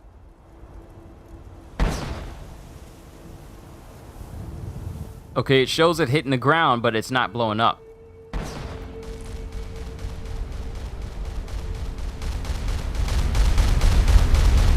There it is. That's how big the explosion is. I like it. So that is Blaze of Wrath. We're gonna favorite you. Fires a slow but immensely powerful condensed ball of fire that explodes upon impact to do a massive 130 damage to a single target and 100 area damage. Ooh, this one looks interesting as well. And here's a cheat version for Blaze Bolt.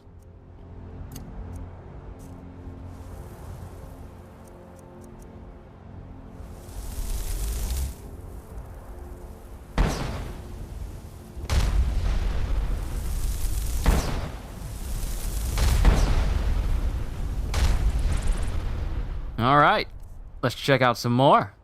So we got Fire Channel, Fire Destroyer, Potent Flames, Slasher, a scorching attack that does 60 damage to a target. Interesting.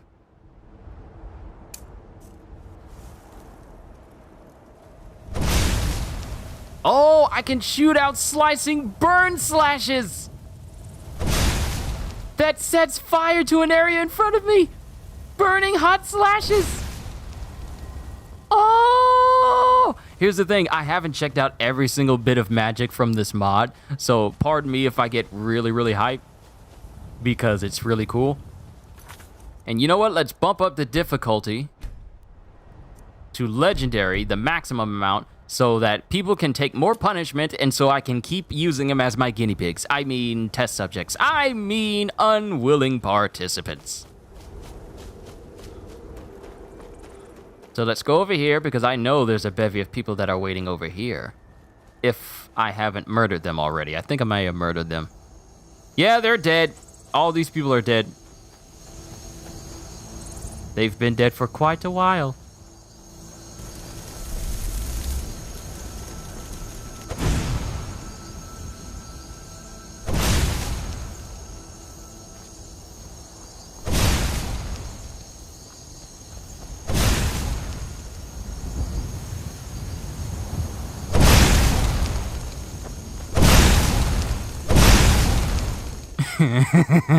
I'm wrong. I need to stop.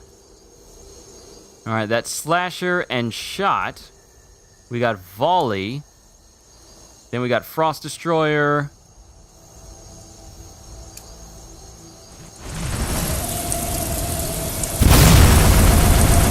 Constant blasts of cold.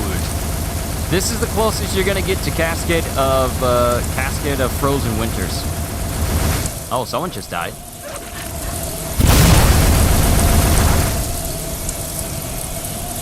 Nothing you could possibly do.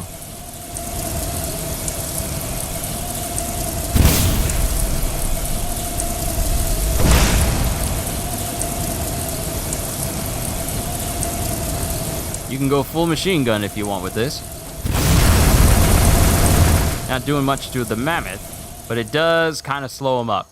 Alright, so that's destroyer. We don't need volley.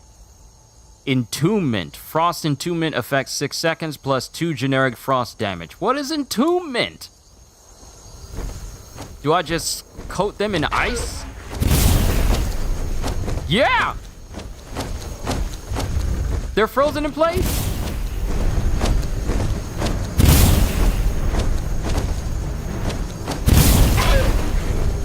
They can't do anything.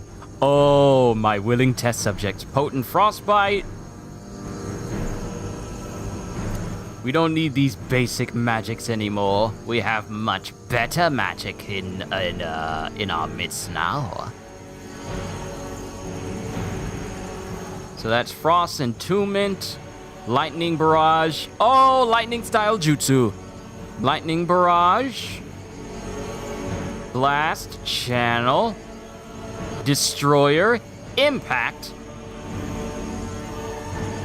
Then we have Lightning Strike. This is master level, so we're definitely going to use this one. Must touch the target. Okay, so we need to use the range version. So Lightning Strike, then Potent Shocks, and let's use Impact.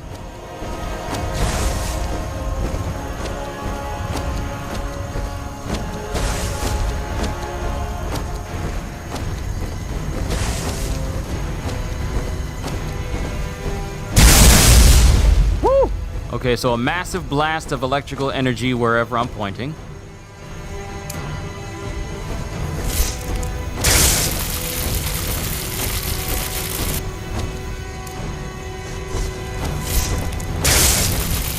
Now, I was kind of expecting Palpatine levels of lightning a little bit. Maybe Channeler does it. Lightning bolt that does 56 points of shock damage to health and half to magicka, then leaps to a new target. Let's see this one.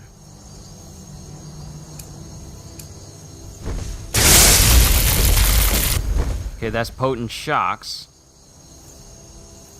Let's look at the Destroyer.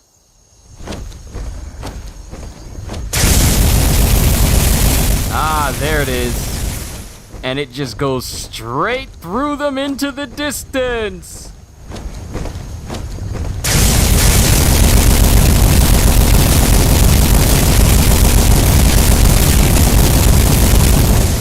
Now, using this large amount of magic, wow, I'm hitting people way off into the distance.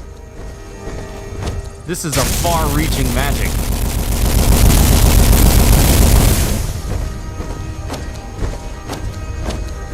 And I hit like a random mud crab in the distance somewhere. I don't even know where.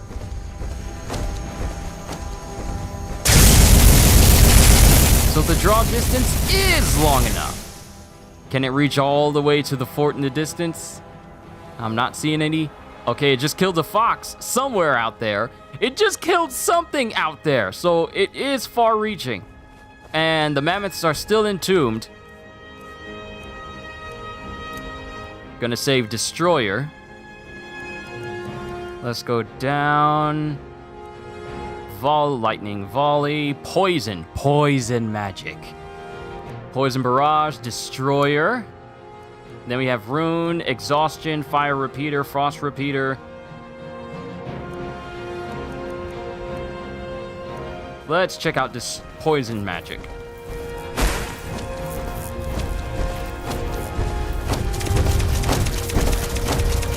So I gotta be kind of close in order to poison people.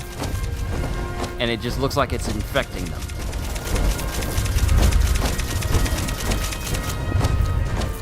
It's alright. Nothing to write home about. I'll favor it still. Rune, Elemental, Exhaustion, Fire Repeater. So let's try this one out.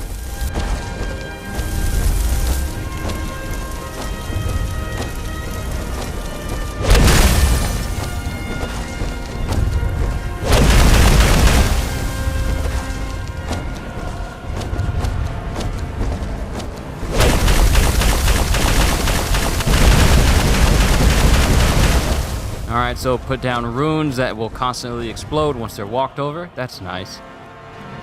Water! Water magic! Let's move on to Destroyer. I think we're reaching the... Yeah, we've pretty much reached the end of... This is just destruction magic. There's still destructive spells to use, but it's not just solely in destruction. There's still Conjuration, Restoration, Illusion, and Alteration. There's still all of those. We're just in the destruction magic portion, because I wanted to show the main heavy damage dealer magic first. We still have so much to go through. And I'm only going to highlight the master level ones because those are the ones that people are probably going to use the most. So, water magic, go!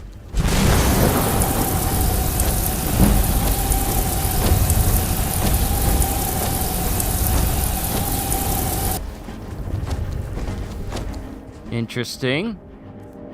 That's Water Destroyer. We'll favorite you. Weakness to all this. Then we go to Wind Destroyer. Channel gusts of wind to destroy an enemy. Does that also mean I can push them?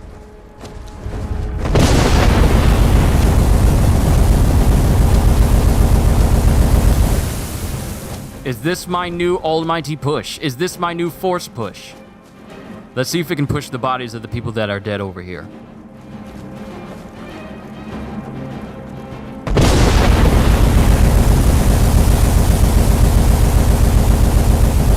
It cannot push the bodies. It just does wind damage. Alright, Force Strike Greater. Must touch the target.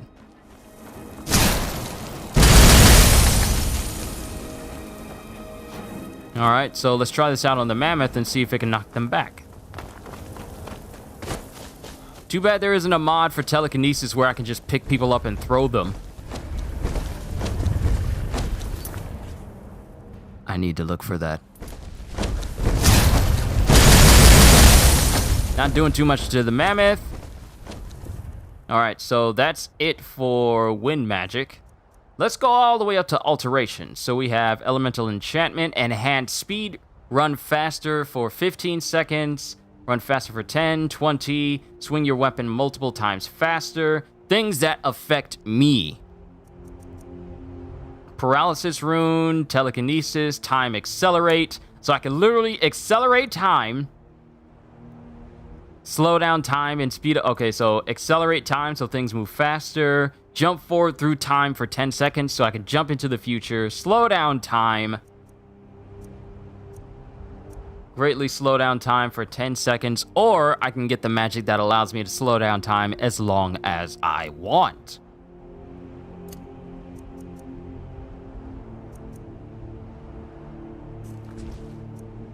So let's do time accelerate.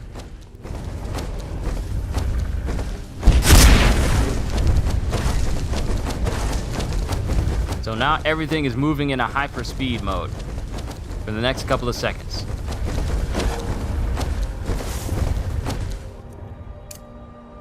And that's accelerate. With this one, I can jump into the future 10 seconds.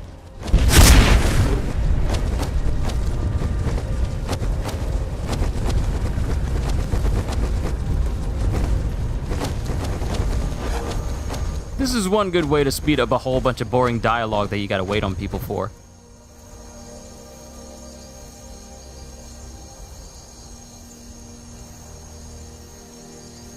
That's alteration, illusion, charm, disarming. Disarm an opponent and leave them open to attack. Oh, so this is Expelliarmus then.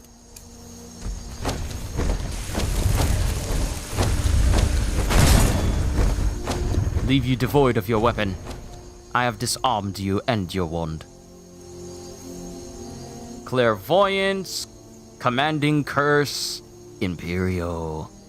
Very powerful curse that calms all targets regardless of how strong they are or however immense they may be for 60 seconds.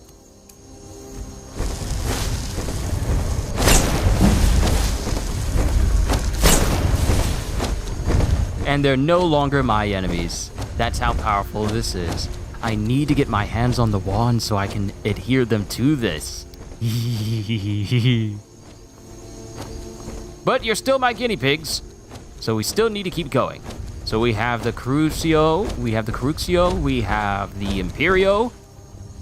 There's only one more left. The Killing Curse. A spell thought only to be part of a fairy tale. Those touched by this legendary spell have their souls ripped from their bodies instantly. Varacadabra.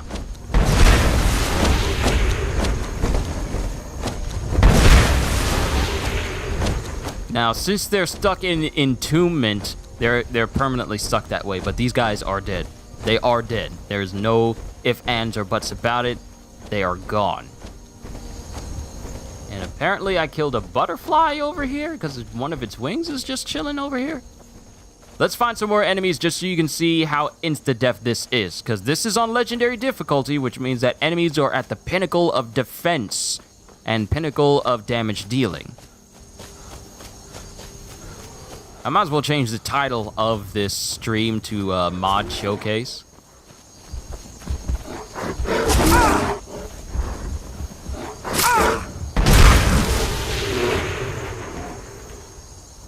Instant death. I need to make a wand so I can use these killing curses using wands. I really hope that the location outside of Whiterun actually has it in its location. If there's a staff enchanter in that mod location, then I'm definitely going to have a lot of fun with that.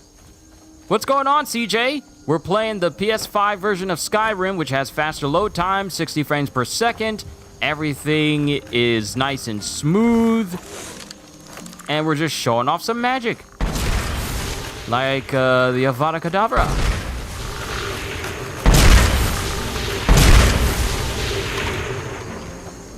What in the world? It's...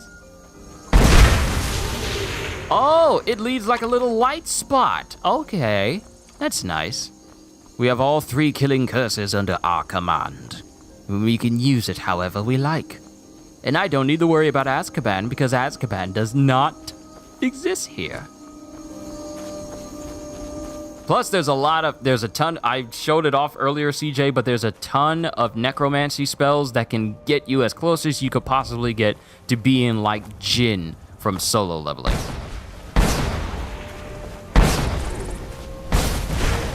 Oh, I've been holding it down this whole time, but this is a quick shot. I can just instantly kill people in an instant.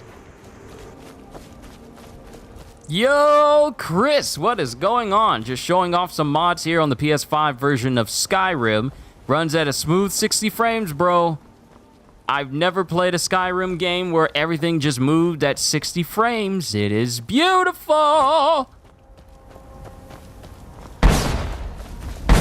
Don't run away. Stay and play.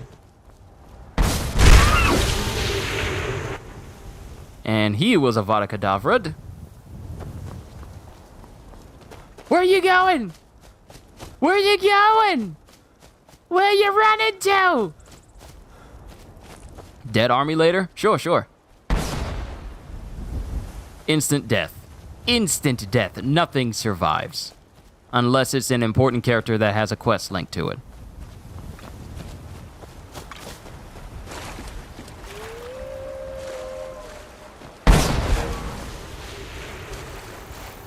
Wolf didn't stand a chance. I really need to make a wand so I can shoot them out of this. I really do.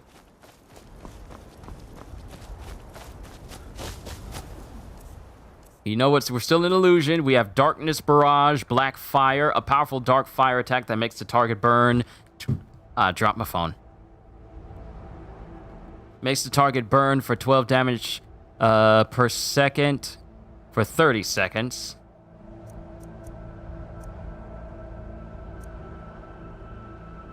Darkness Grasp, a phantom spell that rips apart an enemy. Ooh. One of my thoughts concerning YouTube's latest genius implementation, the one about making the dislike count invisible to the user, that is. Okay, I brought this up before, and I think it is an incredibly stupid idea. Because there are plenty of YouTube channels out there right now. There are plenty of YouTube channels out there right now that are basically scam channels. They're clickbait channels, and they're basically scam channels. And how people can avoid them and giving those types of individuals too much of their time is by looking at the like-dislike ratio. If it's a clickbait video that has a massive amounts of dislikes, then people immediately leave it.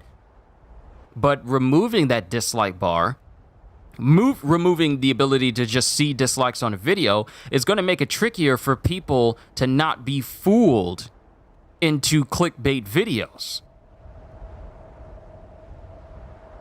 The only way people are going to know is if the comments say so.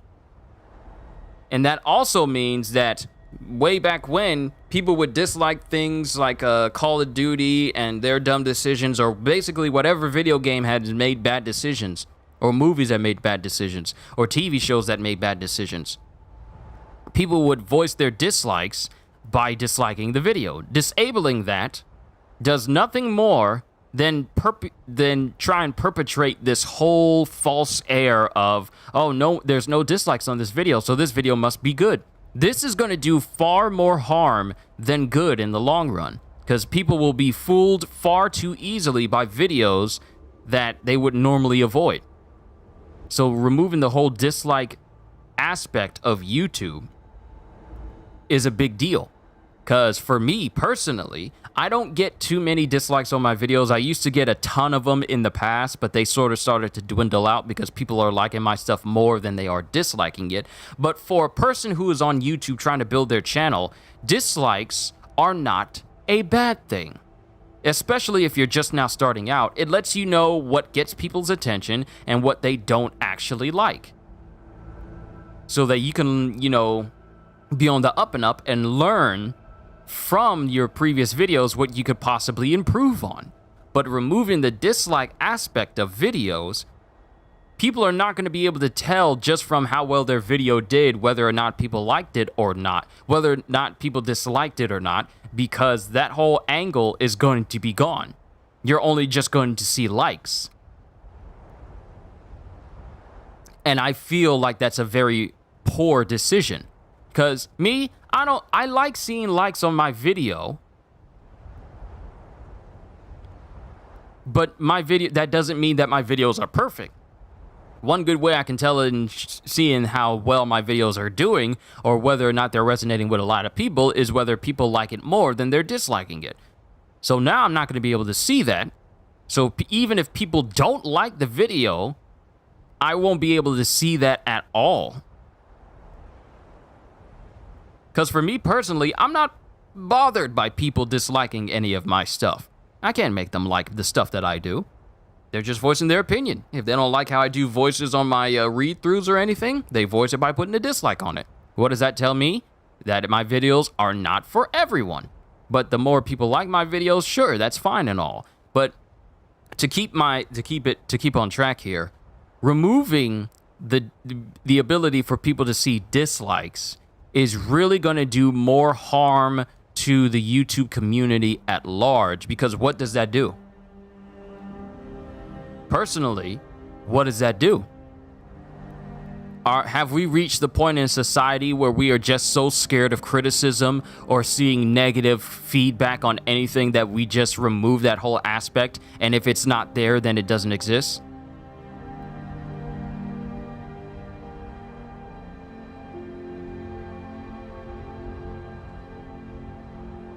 That's dumb. I would like for people to see my like to dislike ratio, simply because it lets people know that some people may have not liked this video, but other people really liked it, so maybe I'll give it a chance. If all they see is just likes, then they're just going to be drawn in more without having some pre-notion of whether or not the video is good or not. I know it sounds like I'm rambling, but I thought we were past this already. I heard this was a rumor, and then we didn't hear anything about it, and now we're hearing it again right now, and it's like, why? What purpose does it serve? If you're thinking that removing the dislikes from a person's video makes it easier for smaller channels to get noticed and stuff like that, I feel like people who get on YouTube or any social media should really rely on having more of a spine than letting the platform they're on dictate whether or not people should decide whether they like their content or not. People need to grow a backbone and stop being bothered by negative feedback all the time and learn from it. There is nothing wrong with negative feedback. There's nothing wrong with negative criticism. Constructive criticism is the best. People being negative and then just disliking your videos and stuff like that, you grow up, you get past it, and you move on. What purpose does removing the dislikes from viewers actually serve? It's stupid. Sorry, it's just very dumb. It's just very dumb. The whole concept of removing dislikes so people can't see it. Why? Why? Why?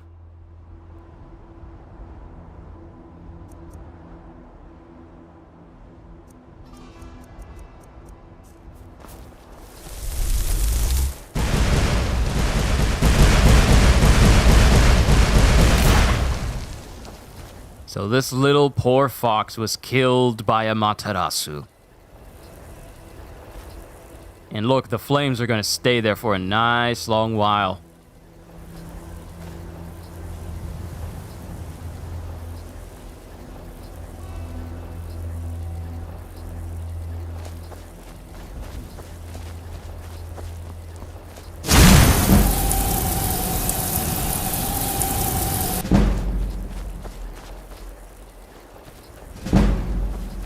Oh, my illusion went up.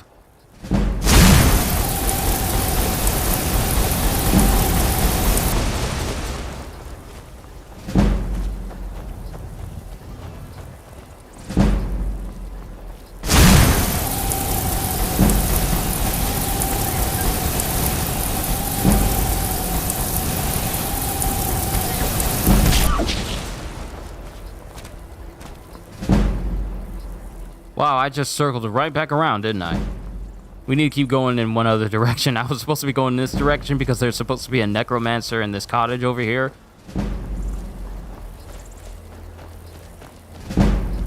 But the whole removing dislikes from viewers, it's just going to make it easier for scam channels and clickbait channels and channels that really just want to lie to people in order to increase their viewership. It's really going to make those channels stand out more.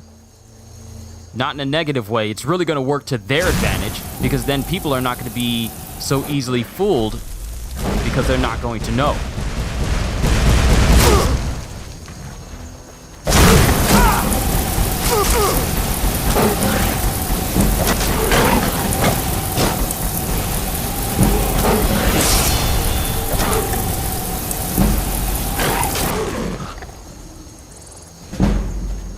people are not going to know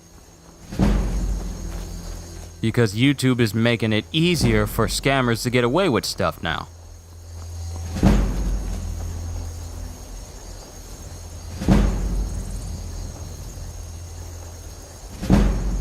Mr. Morge made a video earlier. The whole decision is almost unanimously another stinker of a choice. It really is.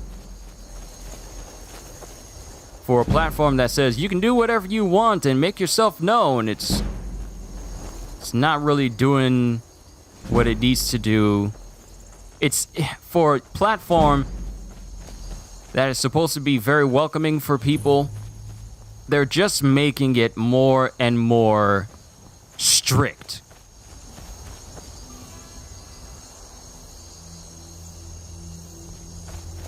I don't know what just shook my camera all of a sudden on here. I don't know what just did that.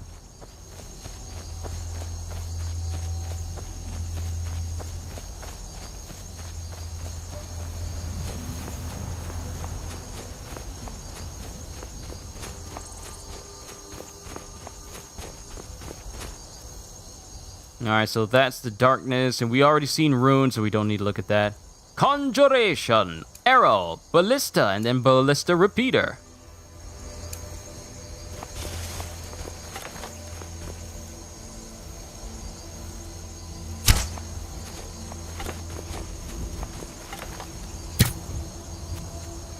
Now I can shoot arrows out of my hands.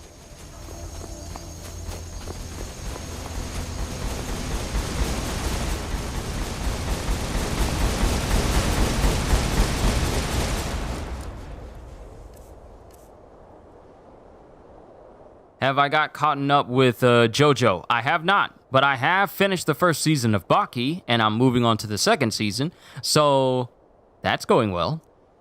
Spectral repeater, ballista repeater.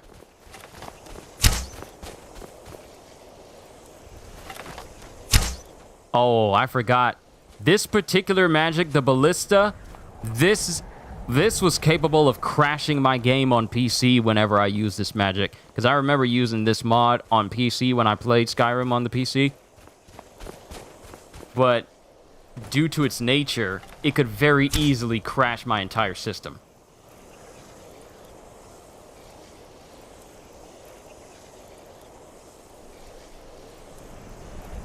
Things are slowing down, and there we go. It's quite possibly the only bit of magic that can actually induce massive frame rate drops due to it being a constant stream. So just that little bit right there.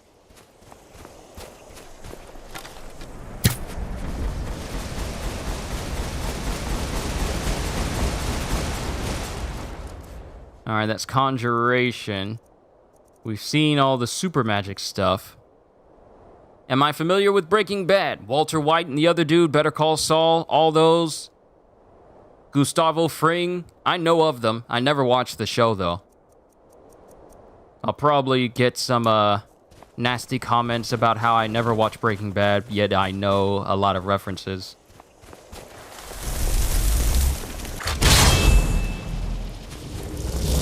A little mini dragon.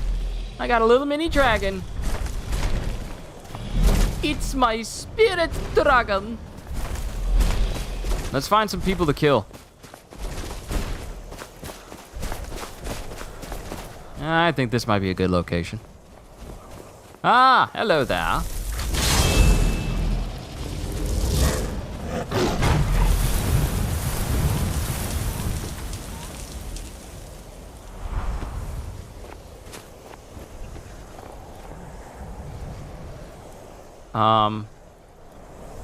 Where did my dragon go? Oh, there it is.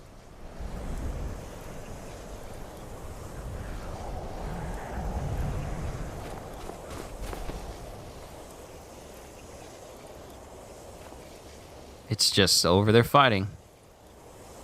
Start a new job tomorrow? Oh, awesome, bro. Alright, so there's Sabercat, Troll, Wolf, Ashhopper, Immolator, Bear, Alpha, Snow Cave, Bristleback, Centurion, Deathbound Direhound? Dire Deathhound. Why did I say Deathbound Direhound? That makes no sense. Ancient Dragon.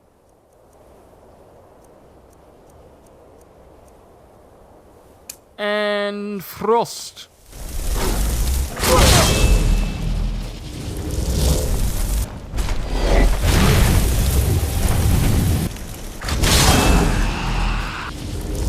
Fight on my behalf, dragon. That's something. I got dragons that I can command.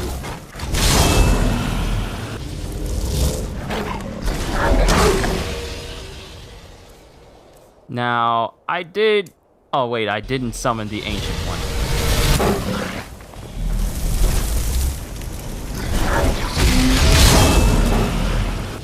Here we go.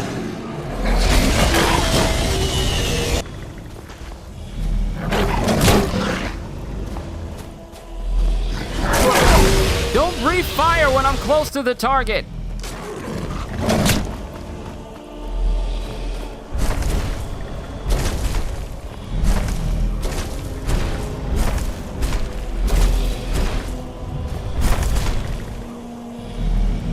Hello, my beautiful dragon.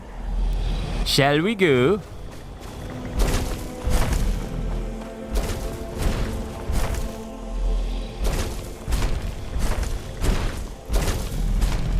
It's one thing to have a dragon chase after you. It's another to have one following you when they look so much better actually flying. So what I'll do is I'll use Alteration and use the 8 inner gates. Wait a minute. Restoration. That's the one with the 8 inner gates.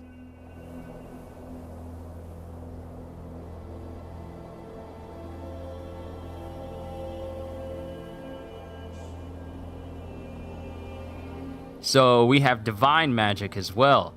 Divine Magic. Blast a target with Divine Magic. Cure disease. Destroy a devotion. Channel a holy devotion to do 80 damage to a target.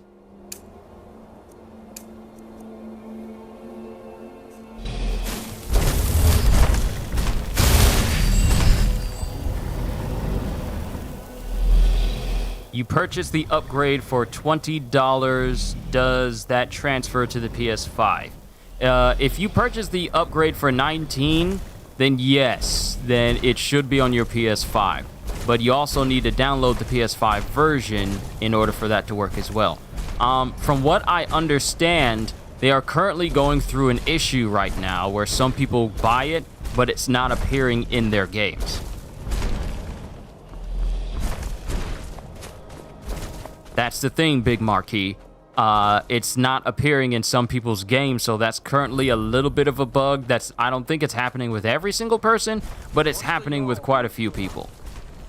How are we supposed to be safe in our own homes? Will the cover picture change?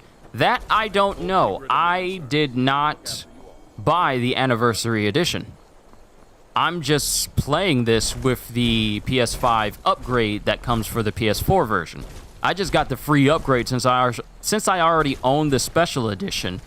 I get the next gen upgrade free, but the Anniversary add-on, I don't have that.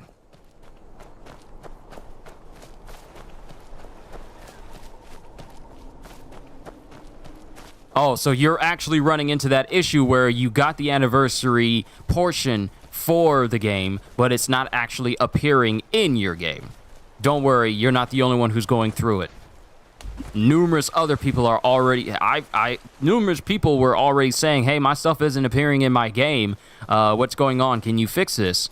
And this was happening at like 2 o'clock in the morning. I know because I had my lunch break at work during that time. So it's not just you, Big Marquis. It is happening to quite a few people. Which just goes to show you that Bethesda can't release anything without it being buggy. What? Holy lasers! Lasers of holy magic! This is what a true laser looks like.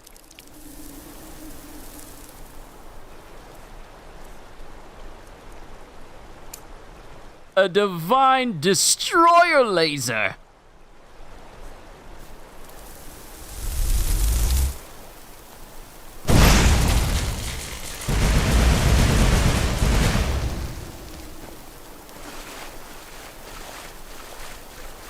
Behold my holy light. Be bathed in its glow. Give reverence. So dual wield Kamehameha.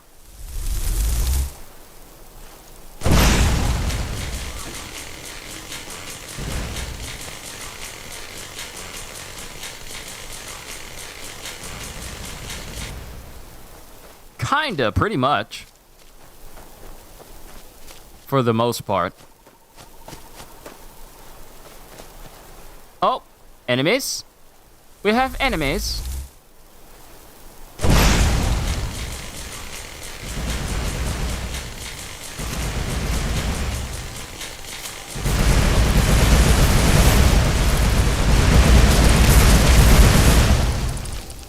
And it looks like they're turning into dust, but they're not. Alright, so that is the Holy Laser. You'll be favorited. Divine Devotion.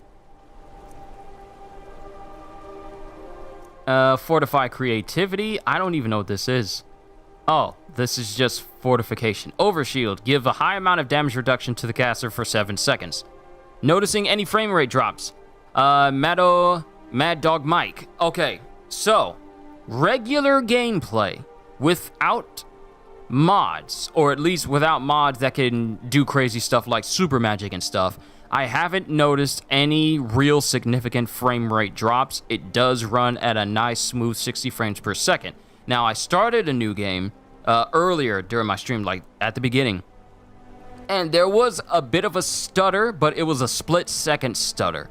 Like if I was looking in a direction and we were getting close to Helgen, it dropped a little bit, but then it went back to 60 frames. But for the most part, 98% of the time, this does run at a smooth 60 frames. Unless you're doing something crazy like I am and just, I don't know, using magic that covers the entire screen or just bombards the entire area with effect that just basically crashed a PS4 game previously, if you tried it. But for the most part, it does run at a smooth 60 frames, so I can tell you that. Haven't played this game since 2011. You played it on the Xbox 360, did everything in the game. Always knew it was coming to the PS5, and I love it. GTA dropping their upgrade same time as Skyrim. See, I played Skyrim numerous times over the years, and even bought numerous versions over the years. I bought the regular version for the PS3, then I bought the 360 version because I wanted to play Dawn Guard earlier because PS3 didn't get it until later. Then they had the Legendary Edition for PS3 again that gave you all the DLC. Then later on in life, I got the Skyrim Edition for PC because it had its mods on there that you couldn't get on consoles currently, which came much later, such as One Piece mods that allow me to use like Devil Fruit abilities or Force abilities, so I could literally be a Jedi in Skyrim on PC. Then they create this version where it's essentially on next gen, and the newest patch that came out makes it even more next gen, so it can actually run at 60 frames, which is something I've never experienced for Skyrim. Then I got the VR version of Skyrim, so I could play it in VR. One of the best VR purchases I've ever made. It's still great. I wonder if they may update it to be even better, or at least graphically wise, but you know, VR, it's kind of iffy that way. And that's pretty much all the versions of Skyrims that I have bought. I am not buying any more, and I don't think I'm going to get the anniversary pack for Skyrim because I'm just not going to use it. So I see no point. Doesn't matter if you're giving me like 400 or 500 different items or extra stuff from the Creation Club. It doesn't do anything for me, so I'm not buying that. Was a VR really that good? Let me give it to you this way. It's the closest I've felt in playing a video game where I was in a full-on open world. And dragons that you can see on the screen, they're directly in front of your face. It's very easy to get immersed into the VR world of Skyrim. Let me just say that much. It's amazing how I can just go into a fight and I can fight how I want. It's not like Skyrim. You can play Skyrim in VR with a controller, but with Move controllers, your actions are a lot more free. Whereas you have to be at the mercy of pulling a bow and the animations of pulling a bow in VR. With Move controllers in VR, you can shoot as fast as your arm moves. So you could wind up shooting faster than the game would normally allow you to do in the base game. Which is why I have a character that just has hundreds upon hundreds of arrows, because I can literally go through 10s and 20s of arrows in a split second, because that's how fast I can draw the bow in VR with move controllers. There's a lot more freedom. You can't aim in separate directions if you use dual magic in the base game, but you can in VR. I can look in one direction, cast paralysis on one person, while I'm shocking another in an opposite direction, and I don't have to keep both of my hands forward in order for that magic to work. It's very immersive, and it works really well. If you ever have a VR, or if anyone has a VR out there, I highly recommend you get Skyrim for the VR, because it is well worth it. It is very entertaining. So we got Overshield, Resistance Barrier, Resistance Field, Field Greater, Shield, Shining Light, Sunray. Sounds cool. I'm just too old school for the VR. Good experience for the younger generation. It's understandable. VR isn't for everyone. Some people can suffer high amounts of motion sickness and the like. Not me, unless I'm playing Minecraft VR for some odd reason. It is very motion sickness inducing. Possibly the only game I've ever played with VR enabled on it that caused me to feel nauseous. And I play games like Super Hot and Skyrim and Until You Fall and The Walking Dead, Saints and Sinners, and all these other games that I never get motion sickness. But Minecraft in VR, not comfortable. It's not comfortable. Ooh, here's a Sunray. Intense beam of light that scorches a target for 150 damage per second. So this is a real laser.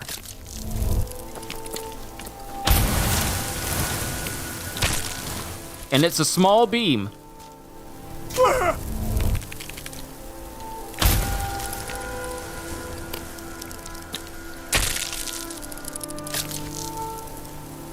Nice. All right. That's restoration. We got Divine Volley. We got Drain Health Greater, Drain Magicka, Drain Stamina. Just a whole bunch of drains. Restore Health, Health Instant, Magicka, Restore Magicka. It's funny how an ability that requires Magicka will give you more Magicka back. You can restore Stamina. And that's it for all of those. We have powers now. So we have Enhance, first Inner Gate, second Inner Gate, third, fourth, fifth, sixth, seventh, eighth as well. And the caster takes 25 damage per second, with each damage becoming greater the more Inner Gates you use. So we have the Ritual Stone, Time Analysis, slow down time for 10 seconds, and slow down time. Extremely powerful range attack that obliterates all targets in an area. Takes 10 seconds to charge. So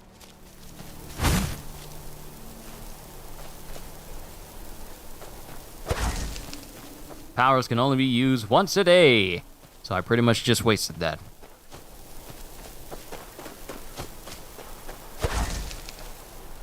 So what if I take off the ethereal crown and put it back on? Nope. Still won't let me use that power. So I'm pretty sure there's a mod that lets you use powers more than once a day. I'll probably have to find that.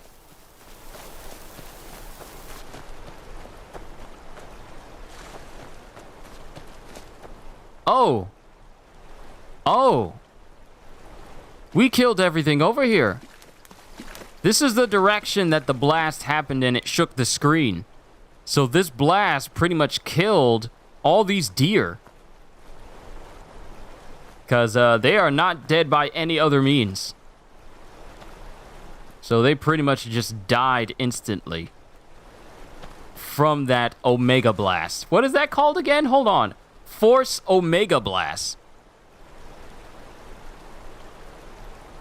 Never been big on magic, but I use it. I'm more of a warrior brute build, up close and personal. See, I like to make builds that fill the trademark archetypes. The magic user, the melee warrior bruiser user, the melee warrior, and the stealthy sneak thief dagger assassin. Those are the archetypes I tend to default to. I try not to mix them between them, like have a spell sword or a battle mage and stuff like that, or a magic assassin and stuff like that. But I understand completely what you mean. One file I have a pure magic user, another one I have where that is just completely clad in heavy armor, uses dual battle axes, and just goes straight crazy up close and personal. And since alchemy makes it so that you can be just ridiculously overpowered, I make it so that my armor is nigh unbreakable, turn the difficulty all the way up into max, and then just go to war with everyone.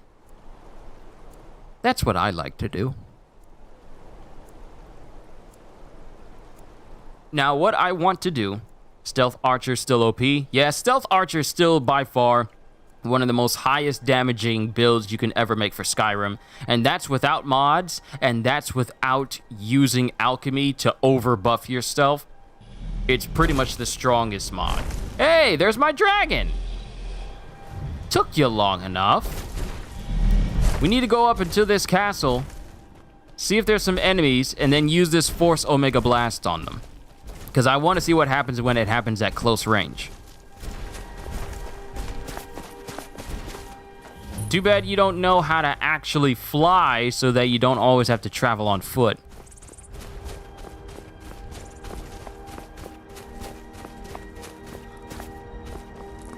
Okay, seriously, where's the entrance into this place? Here we go! Don't mind me. Just bring out all your dead. I mean, technically you're already dead. I was hoping for humans. I was hoping to fight humans. Let's use the killing curse.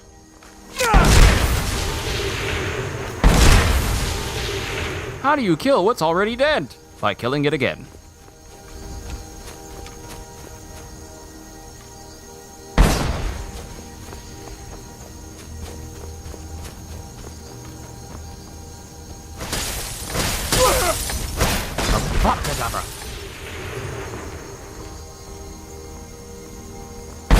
Avada.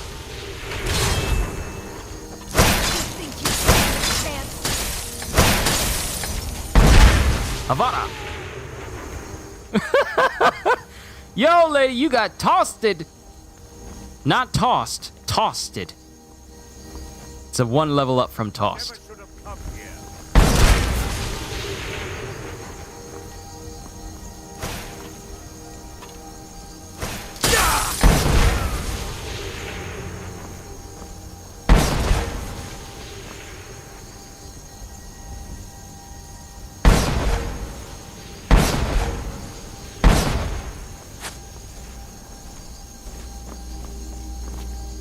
Instant death spell. See, I'm just missing the ability to shoot it out of a wand, and then I can go full Harry Potter.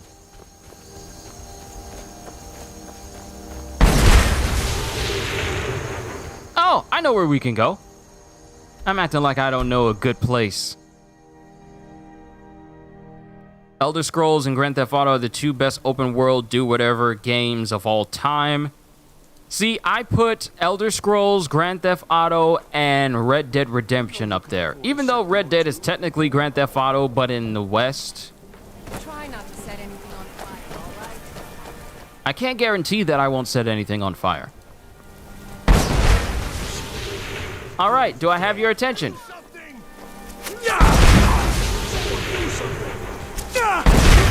Okay, we need to go up to the upper levels because that's where all the soldiers are. Hey, watch it. And then we're going to use the Force Omega Blast. Pardon me, fellas. Let me get into the open. I want to use this blast in front of all of you.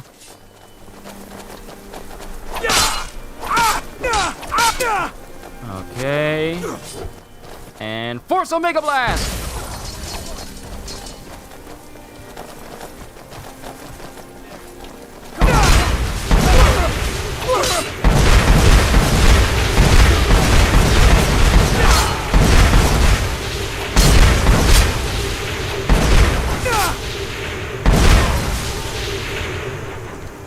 Elder Scrolls, Fallout, Red Dead Redemption, and Cyberpunk. Here's the thing about Cyberpunk, though. it kind of doesn't reach the same level of Red Dead and the rest of them, because I went through the entire game of Cyberpunk 2077, did all the missions and everything, and the only thing that really reoccurs in the game is just the ambient gangs that you could find scattered around on different corners of the map and everything. There's nothing like Red Dead Redemption where random events happen. What a waste. Like, it doesn't have the same things to the level of Red Dead Redemption. Like, I could load up Red Dead Redemption right now and just go through the forest or be on the path of the road, and randomly the game could program it to where a person is hunting a bear and they go into the woods and they get mauled by the bear, and then I have to kill the bear because the person didn't really get enough shots off, didn't actually to kill the bear. Or it could have another moment where I'm going towards Armadillo or Strawberry, and a person is trying to put a shoe on one of their horses, and the horses kicks their skull in and just straight up kills them. Or we could have another one where a person is asking me to break them out of jail as they're being transported by some law enforcers, and you have the choice of breaking them out or not. Cyberpunk does not have that.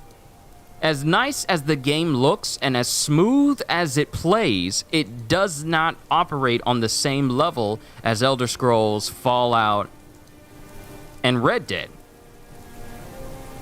It just doesn't. It's unfortunate that for all the boasting that they did, it really doesn't measure up to the same level as those vastly more immersive games.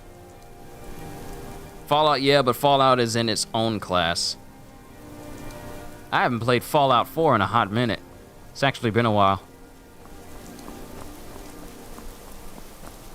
Red Dead is next for 60 FPS, and watch how many people go crazy. The fact that we haven't had a patch...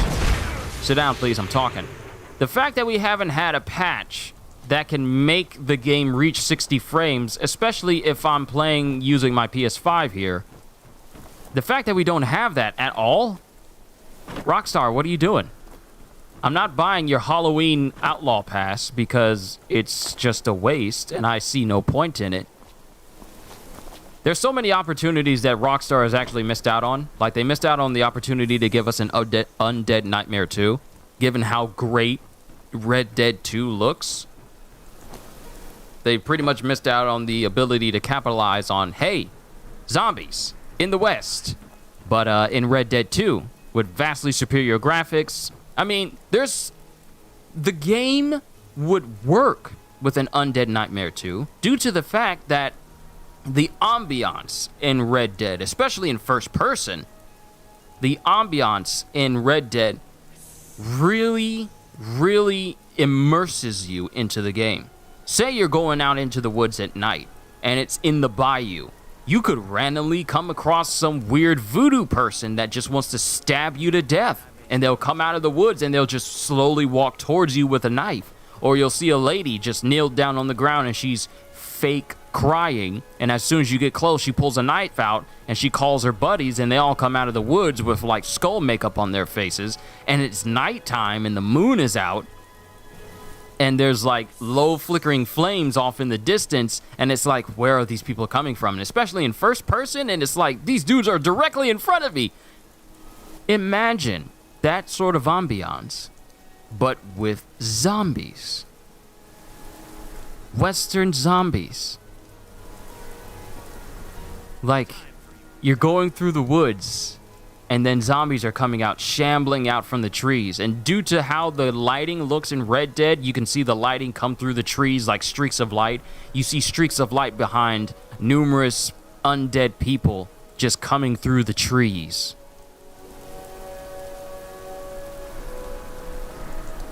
It would have been so amazing if they did that. But they chose not to. Instead, they chose to devote all their time to making sure that players play the same old missions over and over and over and over and over and over and over and over and over again on online, giving them rudimentary, because that's pretty much what it is, rudimentary prizes and items through their outlaw passes. For what? For what? Where's all this money going Rockstar. All this money that people are spending to get gold that you've purposefully nerfed in online so people can't earn gold as much, so that you can incentivize the people to buy more of your microtransactions again, because that's the reason why gold is not giving out as much for people on Red Dead Online. The reason why that's not good doing that is because they nerfed it so people can't earn as much. They have also nerfed streaks so that even if you play for a certain amount of days, it resets instead of, increasing the amounts of items you get as your streak increases. They nerfed that completely into the ground so people can't take advantage of that anymore, all for the purpose of incentivizing, buy a couple of our cards a little bit. Buy a couple of our gold packs a little bit, because we know you want to get that weapon. Sure, it could take you like a couple of weeks for you to get the weapon and earn up this measly amount of gold for you to get it, but if you buy our gold for just $5.99, then you can get it right now. And don't worry, sure, you can earn it now. You can earn stuff now, but we're always here if you want to save some time. See, that line of thinking has got a lot of gaming companies right now. There's very few developers I trust completely in buying their games full price. But gaming companies have got it in their heads that, hey, if we release a game unfinished, or if we give players very seldom rewarding stuff to do, but also introduce microtransactions so that they can buy more stuff and pay to save time, that's more lucrative than being actually consumer friendly and giving stuff that they actually want to earn. That stench has permeated in far too many games nowadays. If it ain't Marvel's Avengers adding paid boosters to their game, which they've removed, but it's not completely removed because they still have bundles with those in there.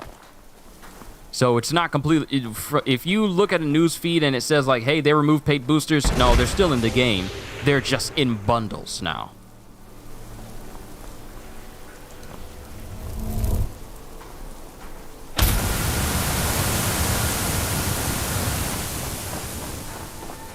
Where are you going, children?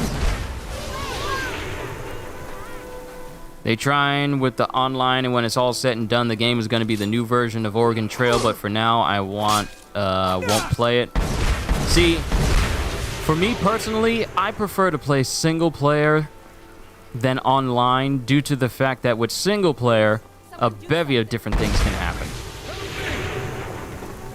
Like random events, Deadeye, I prefer single player because single player actually feels done, but at the same time, I'll let you live this time. I'll let you live this time. Bruh, what? Excuse you?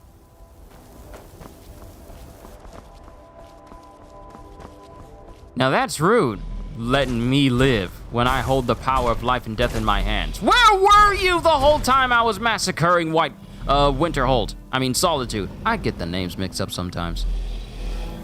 That's what I'm saying, add on to the story mode. Exactly. Just add on to the story. I don't care about your multiplayer because your multiplayer doesn't have anything that I want. Sure, I could play with Chris, I could play with Brandon, I can play with other people, but that's it. And sure, you can do a couple of missions, but to what end?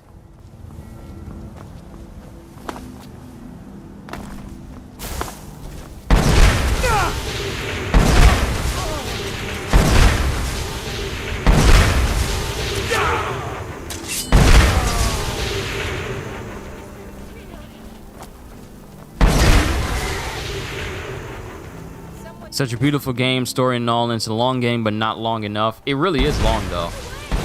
I think that's the only game where I reached 41 parts in a video due to how long it took me to get through it. Had I tried to stream it, it probably would have been longer, but I decided to do it in parts, and it's possibly the longest game series that I've ever done.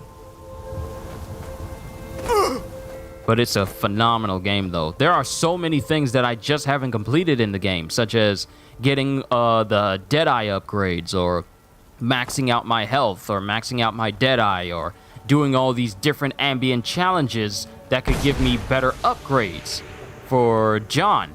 I haven't done that because, well, I play a whole bunch of other games, but there's just so much to do in Red Dead single player on its own that it can keep you invested for a long time. And I can't understand for the life of me why they'll just sideline single player for multiplayer, and multiplayer really isn't all that good. It's a facsimile of single player, and that's it. Red Dead 2 is such a phenomenal game. It's so good. So why not build on that and do more? Haven't either because there's so much in the game. Exactly, there's just... Okay, who's spitting? Who's spitting? Oh, it's you. There we go. There's just so much to do in Red Dead. I haven't done every single stranger mission. I haven't gone to every shop. I haven't hunted down every legendary creature. There's just so much to do in Red Dead Redemption 2 that it just baffles my mind why they don't just make it so that... Here's the thing. One of the best possible things you can do for your video game as a video game developer is make it so that people play more. That is what you want. So you need to have engaging content and reasons for people to play more over time. So if you're not doing any of that, if you're not giving people a reason, sit down, I'm talking, stop that. If you're not giving people a reason to stay in your game, like your single player or anything like that, then you kind of failed. The load times are too long. See, that's why, here's the thing. You would think that the load times would be shorter playing on a next-gen console, but they're not. The game is not optimized to run on a PS5. There's a lot of games that I can play right now that I wish had a 60 FPS patch. I wish Bloodborne had a 60 FPS mode. I wish Red Dead had a 60 FPS mode. Skyrim has it now, after 11 years. Let that sink in for a moment. After 11 years, we finally have a Skyrim on a console that can run at 60 frames per second that isn't a PC. And it took them selling 900 different versions for us to get to this point.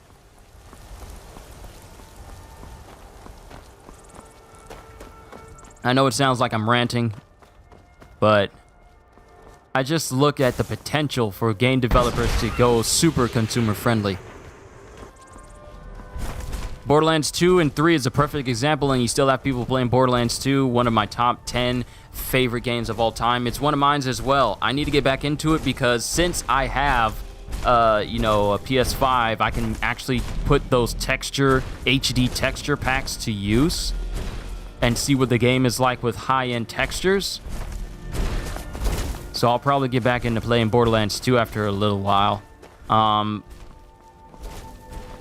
Borderlands 3, I could play that game for hours. Why? Because the gameplay loop is engaging. Oh my goodness. Let me break this down for you. I am not an expert on video games. I can only tell you what I know from my own experience and then just give you my own bit of knowledge and advice from there.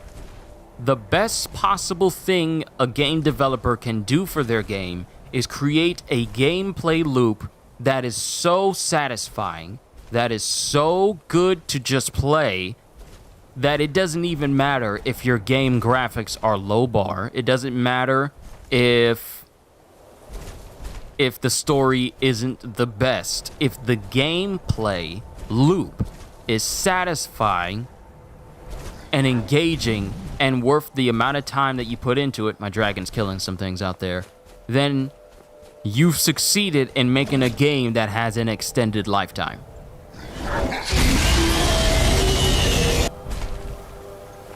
That's why I can play Borderlands 3 endlessly.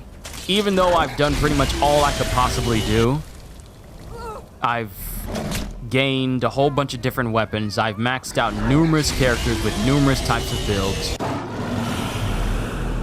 But I can continuously play it because the gameplay loop is just that entertaining. You could do everything you could possibly do in Borderlands, but you can always come back to it because it's just that good to play. If a game developer is able to make their game do that, despite all else, people will keep playing.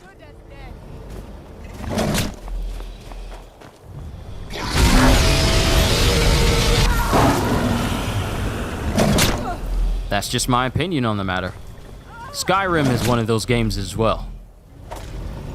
Though I feel to a slightly lesser degree, not saying that it's inferior to Borderlands, but for me, Borderlands I could just boot up right now.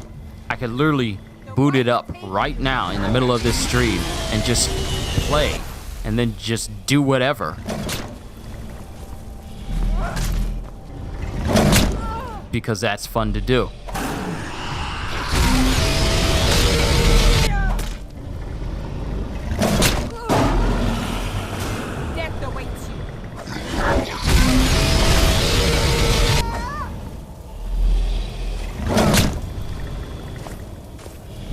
What you doing messing with my dragon, woman?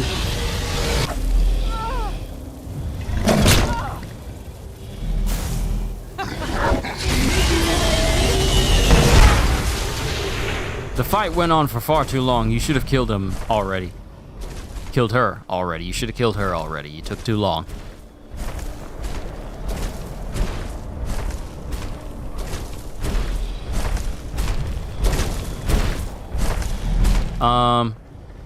What are you doing up there?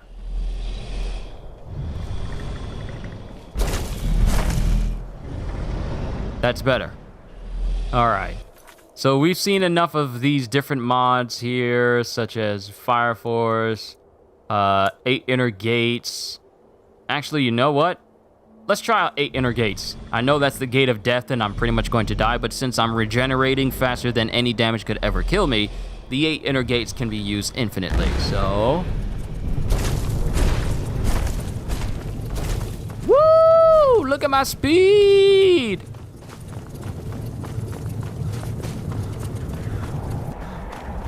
So this is for people that want to get around quickly. I'm pretty sure there's a super speed mod in this as well, and a slow time mod that makes it so that everything is slow around you when you're moving at super speed. I know there's a mod for that in Fallout. There's a mod for that in Fallout, but no One Punch mod. Well, there is a One Punch mod, but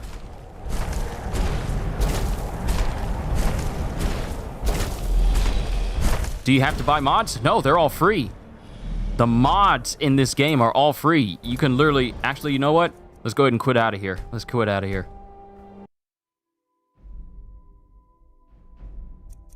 Just going into mods, every mod you see, you don't have to pay for. Especially if you're new to mods for Skyrim, you never need to worry about them charging you per mod just to play it. All of them are free, they're all user created, and they're all here for you to just mess around with. So we got a whole bunch of different things.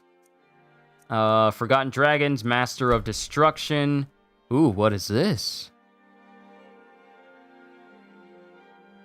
Balanced spell cost, balanced dire enervation, added bolt strike and leech tomes to somewhere, added tomes to more merchant chests. What is this? Aurora beam, a redirected beam of ethereal energy that inflicts frost damage to health and stamina.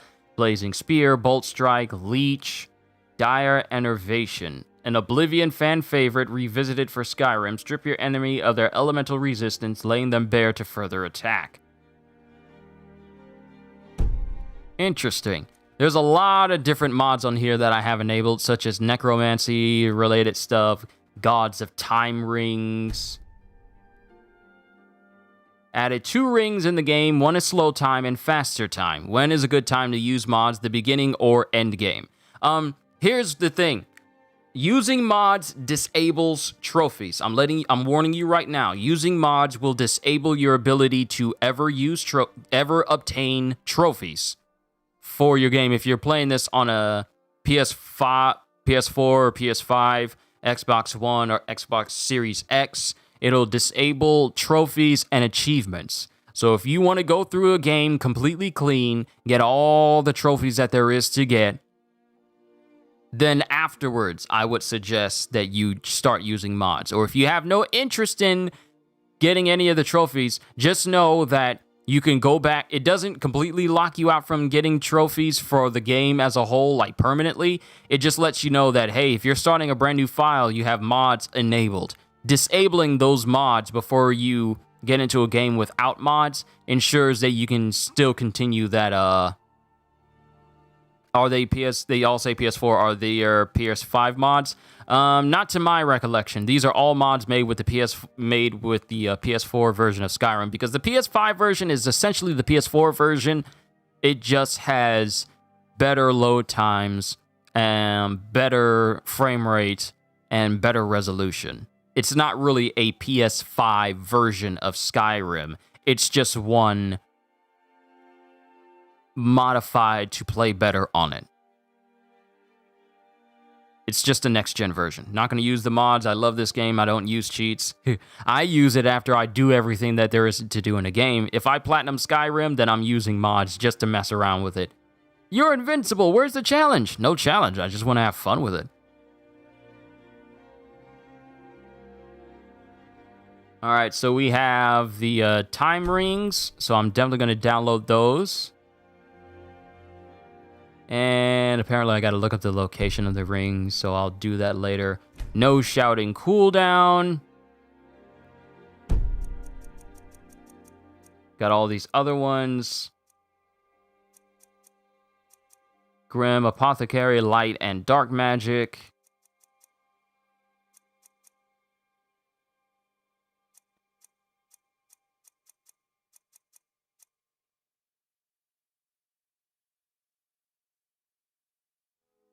Every school damage magic.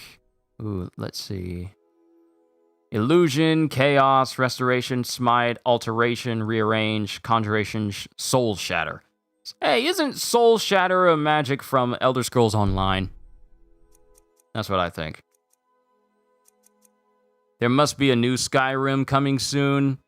Doubtful. This Anniversary Edition is probably the last version of Skyrim they're going to do. So I wouldn't count on a new one coming out. People were saying in certain comments, like, why are you, Oh, and here's a 60 FPS mod. For people who don't have the enhanced version, there's just a straight up mod for 60 FPS. Will enable FPS for 60 FPS for PS4 or PS5.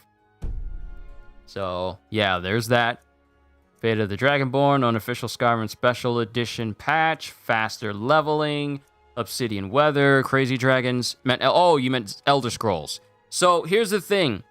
Bethesda is prioritizing Starfield over Elder Scrolls. So we're probably not going to see Elder Scrolls until after Starfield comes out. And Starfield is still a ways away.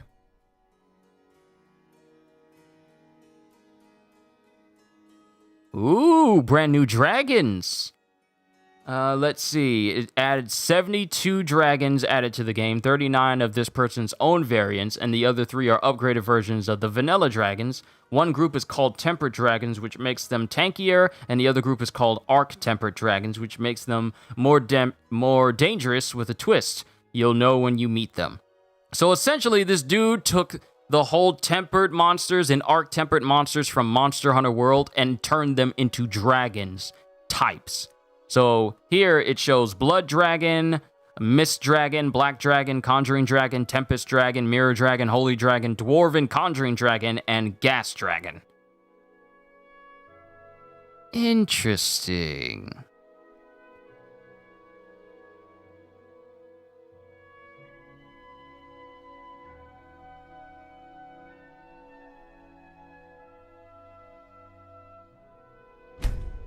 You know what? Let's see these crazy dragons. Alright, let's find some other mods. Water and texture enhance. Wear multiple rings. Ooh, that'd be useful. Water and terrain enhancement redo. Ooh, water looks so much better. This is what it looks like in default Skyrim. This is what everything looks like with this enhancement. Ooh, this looks interesting. Are there any secret missions I can tell you about? I wouldn't say there are secret missions in Skyrim, just missions that are, you know, connected to factions. And connected to certain factions that you won't be able to initiate otherwise. But I wouldn't say that there's secret missions that you can just straight up miss.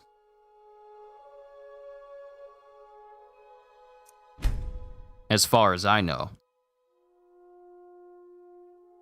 Given that I did everything that was possible in the game, I don't remember if there was any specific hidden mission that you could miss. Everything else is pretty much straightforward. More blood and gore. Ooh, excellent. A better improvements for gameplay mod. Is there actual dismemberment?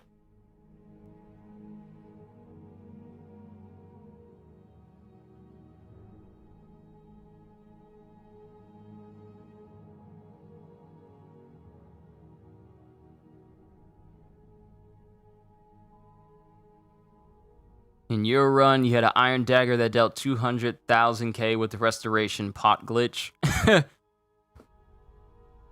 I know for me, as soon as I learned that alchemy could make you overpowered, I basically would use alchemy for characters I know I wanted to become overpowered in the future. Like, alchemy could make it so that I could create potions are like 5,000 times stronger, and they can make me potions. Does all mods disable trophies? Yes, all mods disable trophies. All of them. You can't have one that, you know, speeds up your leveling or makes it so that you get a ring or something. If it's a mod, it will disable your trophy, regardless of what it is. Regardless of how complicated or how simple it is, it will disable all trophies. And the only way you can re-enable them is to disable all of them and go back to a save before you started to use them. You'll know when a save is a modded save versus a regular save because it will have an M next to the file name. So you can have a save file where you're using mods, and you can have that same save file that's still vanilla, and you don't need to worry about losing out on using trophies. You just need to remember that if you go back to your vanilla file, you just gotta disable the mods. Even the 60 FPS mod too? Yes, all mods. There are no exceptions.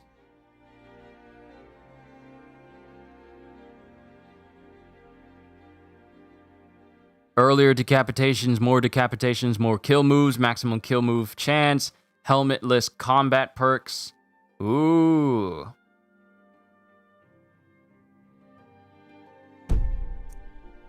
Forgotten dungeons, point the way, cloaks of Skyrim, Master of Destruction, we already seen that. Magical College of Winterhold. Lively graphics overhaul. Let's see how this looks.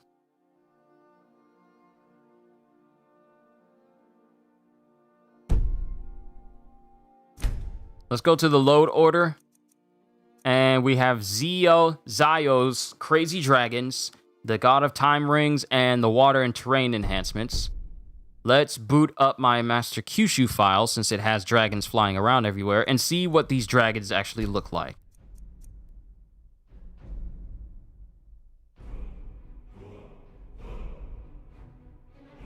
Hopefully we'll get some dragons to spawn in so we can have a look at them.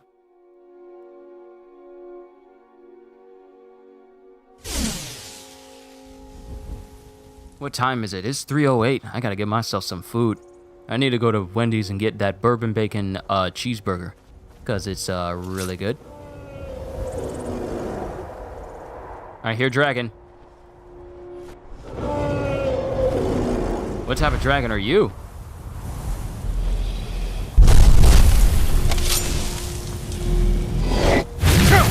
It's a blood dragon.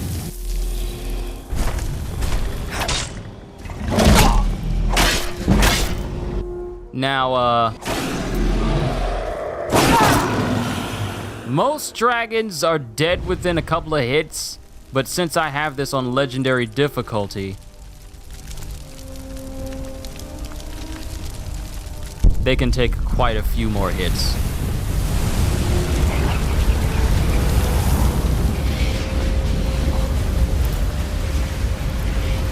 So blood dragons kind of look like, I mean, they were basically the same as the regular frost dragons, or at least the frilled ones. So now I need to find more dragons. Let's go to a point where there are more dragons around. Skyborn Arthur. I botched that saying. I say Skyborn Arthur.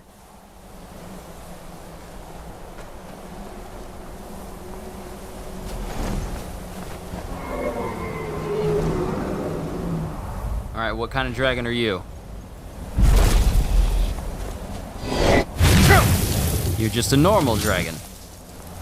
Get down from there!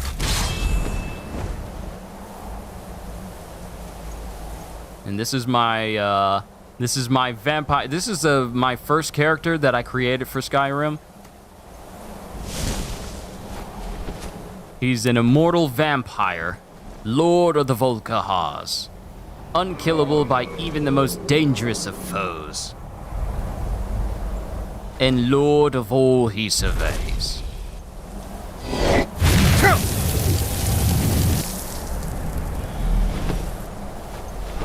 I'm just waiting on him to land, or I could use Dragon Ren to bring him down. There we go. And since he's weakened, he's gonna fly around weakly, and he'll either crash land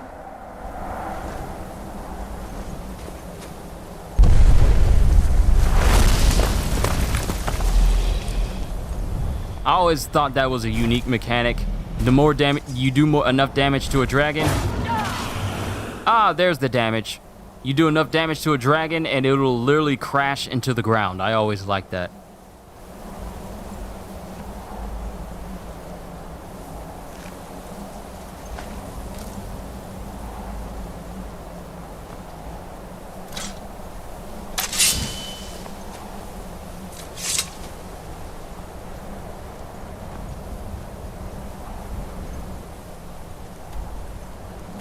Alright, I want to find more dragons.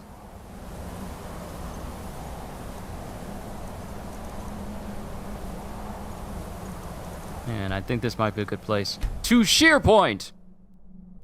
I want to see all these other different crazy dragons. The dude said he added his own number of dragons. Like, there's one right there. Are you just a regular dragon?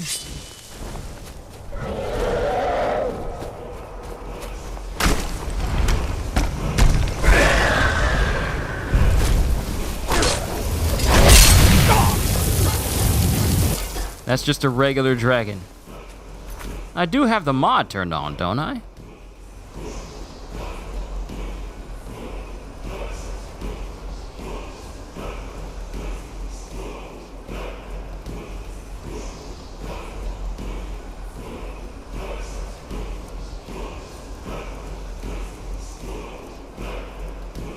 Yeah, I do.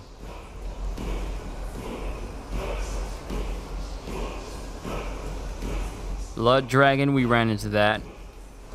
We still need to come across the Mist, Black, Conjuring, Tempest, Mirror, Holy, Dwarven, and Gas Dragon.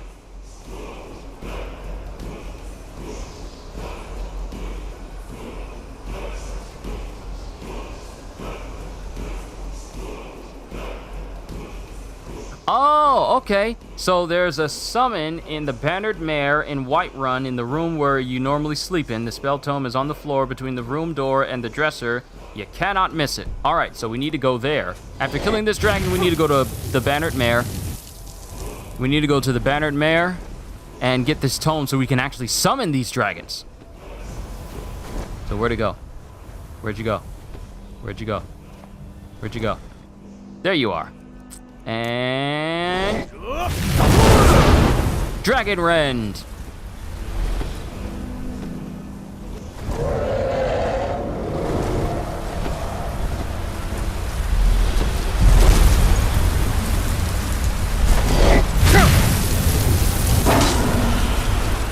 Alright, you're dead because my sword is just that powerful.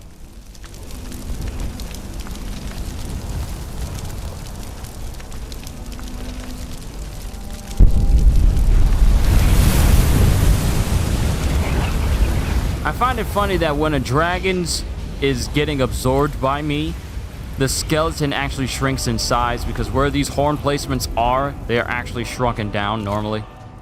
It's a minor thing, but yeah, what are you gonna do? Croesus mask. I don't know why I'm grabbing this. I'm not gonna save this file. What magic is this? Throw your voice. Okay. We learned a new magic power. But we need to go to Whiterun to the Bannered Mare and get our hands on the dragon summoning tomes so we can see all the little dragons there for ourselves. So long since I killed a Stormcloak, my sword arm's getting flabby. I mean, we kind of beat all the Stormcloaks, so I don't know what to tell you.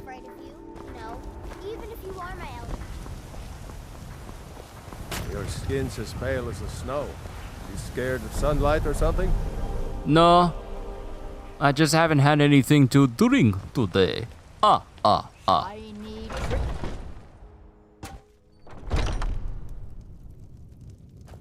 Don't like those eyes you got. There's a bad hunger to them. Yeah, I am hungry. Alright, so we need to find the room where we could sleep Security in. Whiterun is terrible. Shameful is what it is. And they said it should be between the floor, so I think the room you sleep in is upstairs.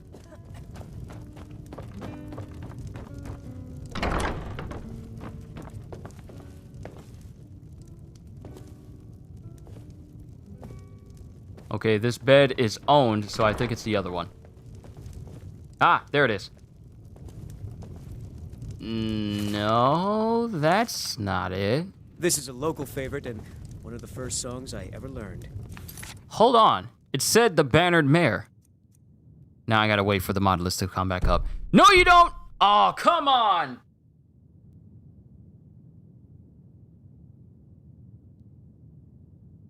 Whenever it does that, it says, hey, you need to put your email back in. It basically just stun locks my game, so now I can't get out of here. That's peachy. That's nice. There's an off chance that can happen to your game, so just in case, look at your mod list, pay attention to it, write it down if you gotta. Otherwise, your game will freeze up just like this.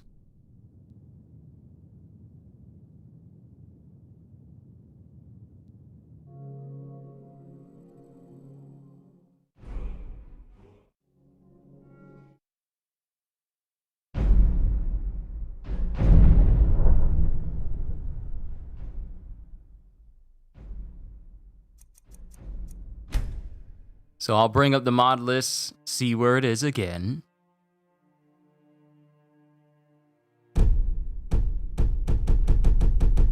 Server error.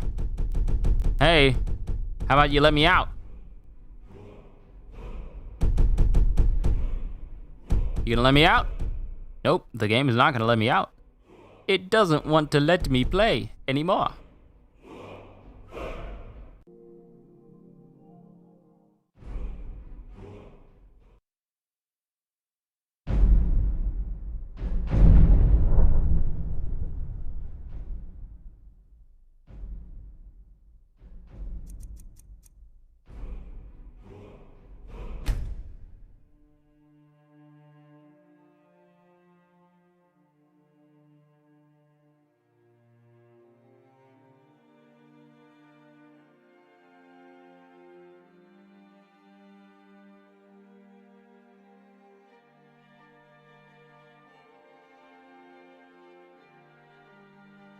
Ah, there it is, just letting you know what you can do. You just killed the dragon with a bow and arrow. Hey, stealth archers are OP.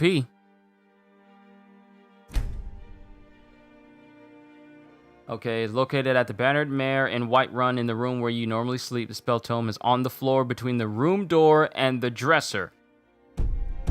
So it says I can't miss it, yet I missed it twice. So I suck. But we're gonna find this tome, though.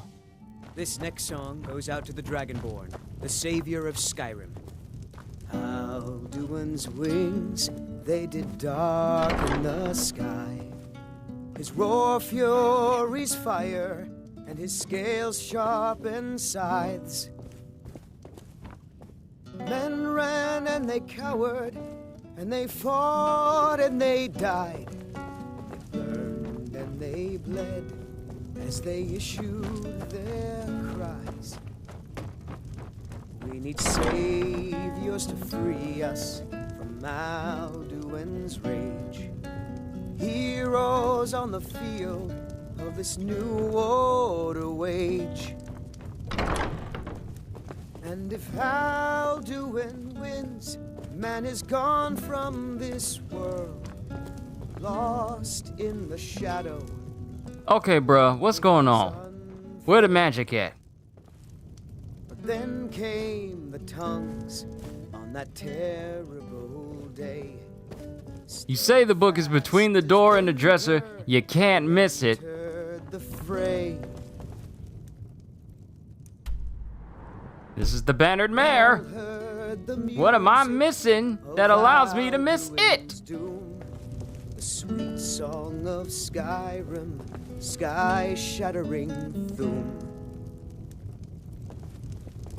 And so the tongues freed us from Alduin's rage, gave the gift of the voice, ushered in a new age. If Alduin's eternal, then eternity's done. For his story. Where is this thing at? I want to summon some dragons. And the dragons are gone.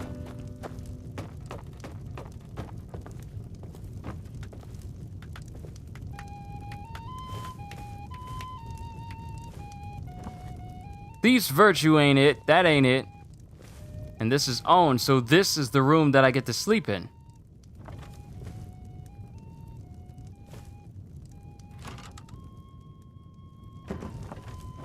Where's this magic book at?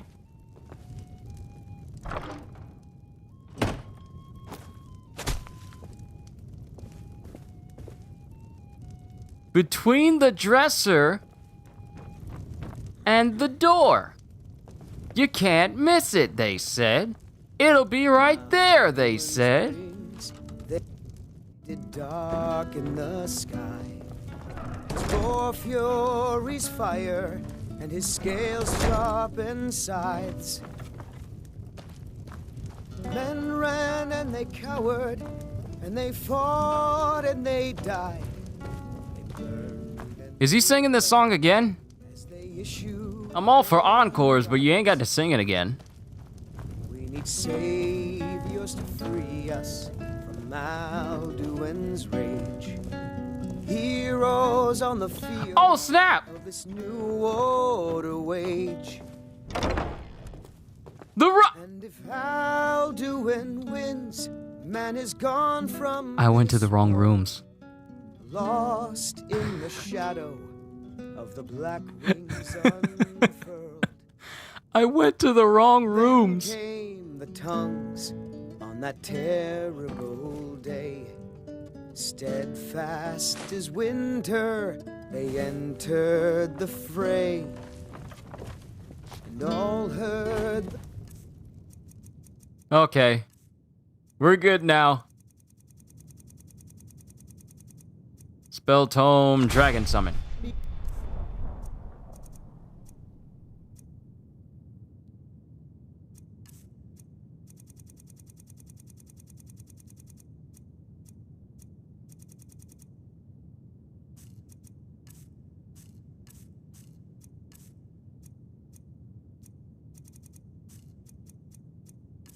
Oh wait, it's a destruction magic.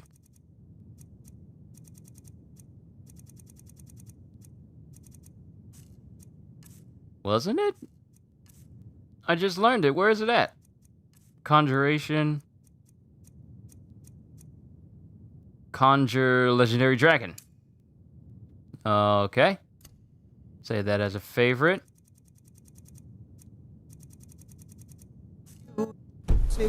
Alright. Let's go outside and test this out. Let's summon some dragons! Ah, my vampire blood boils in the sunlight. I know I should have put on some SPF 50.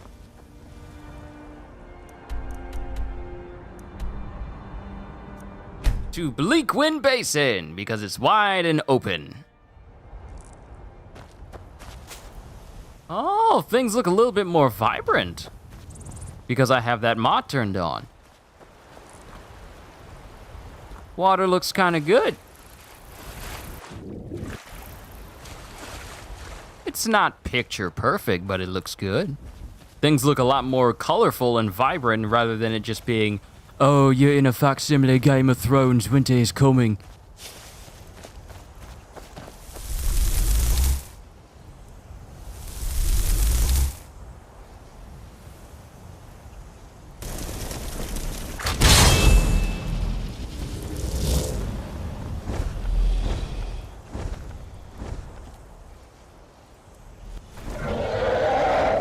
Wow!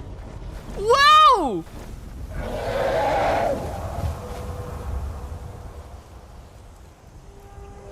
Excuse me?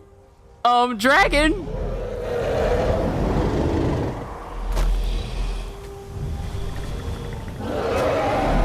I'm stuck. I am stuck in this dragon now. Okay, I'm free. Whoa! Where are you going?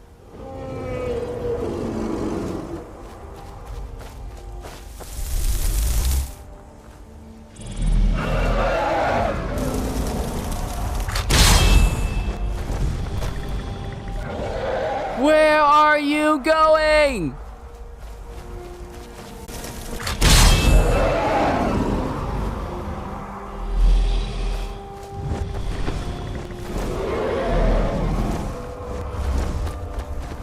I think my dragon is broken.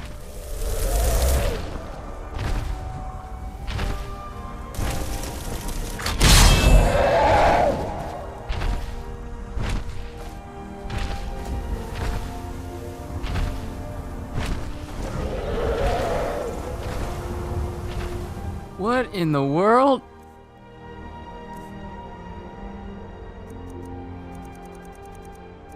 I got a dumb dragon. I got a very dumb dragon. Summon a legendary dragon for 600 seconds wherever the caster is pointing. You failed to point out how the dragon forgets to land, forgets it's supposed to be on the ground, and then just flies off into the sunset like he's Falcor from Neverending Story. What is going on with my dragon? Watch you appear right under me. Right there. There he is. I can't ride him. And he's backwards.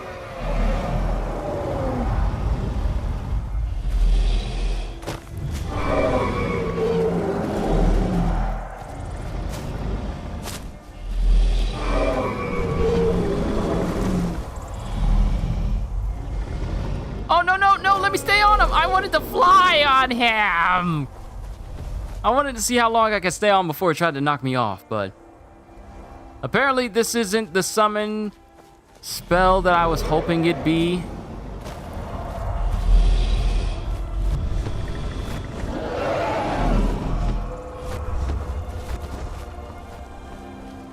This isn't the summon spell I was hoping it'd be, where I could just summon all the dragons from the mod. I just gotta come across them randomly.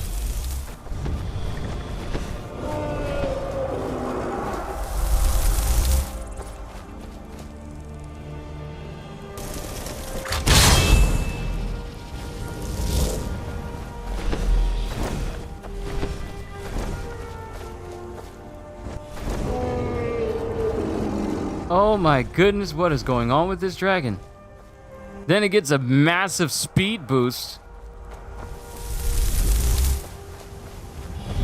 when it goes full dum-dum mode.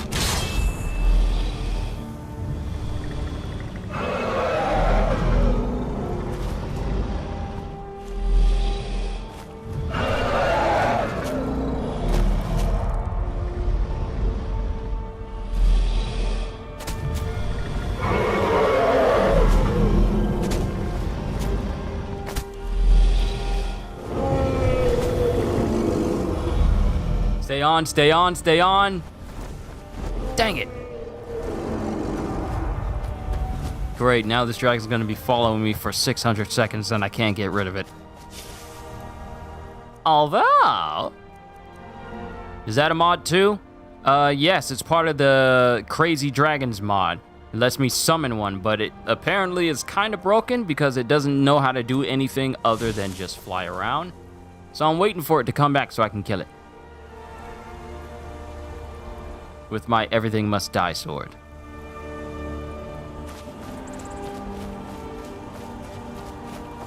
Oh. It's actually not coming back. That's surprising. So I'm gonna run up here because there tends to be a random dragon that appears from this location. No, my picture quality. Oh, yes, that's part of a mod. Lighter graphics and better water.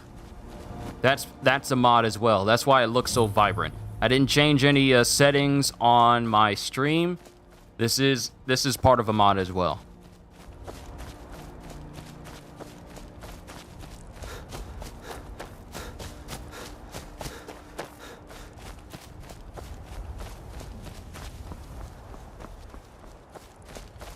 Now, I think there's a dragon up there. Yeah, there's a dragon that usually flies around out there once I start to get really, really close to that mountaintop. There it is. Now, what kind of dragon are you? Are you just a normal dragon? My thing is, if this game adds 79 different types of dragons, why am I only seeing rarely one?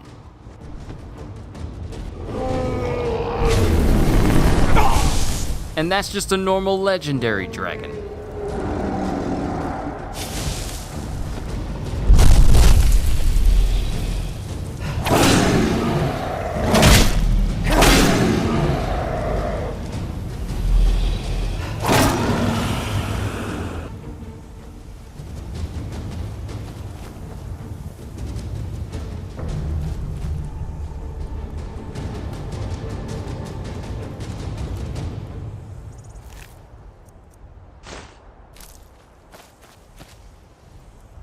Okay, maybe if I use a call dragon shout.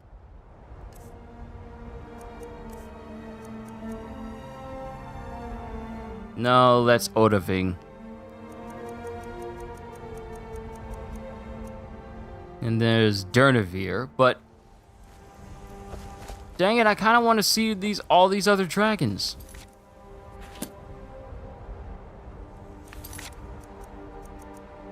I'm gonna pull up mod lists. Please let me look at my list without asking for a email address.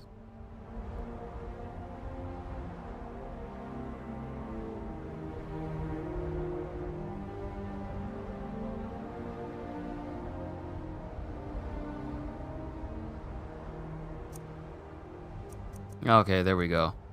Is there a place where these dragons just show up?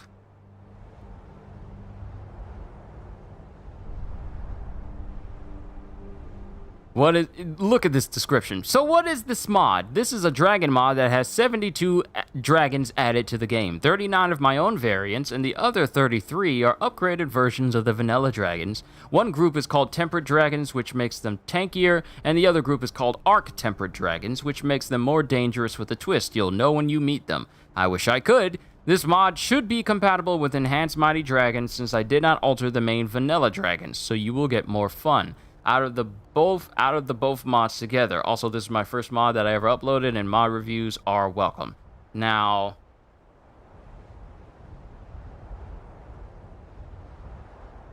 it only shows, it doesn't give you like a location of where these dragons could appear, just that they're in the game. And given the unique nature of dragons showing up or lack thereof not showing up, it's just more waiting.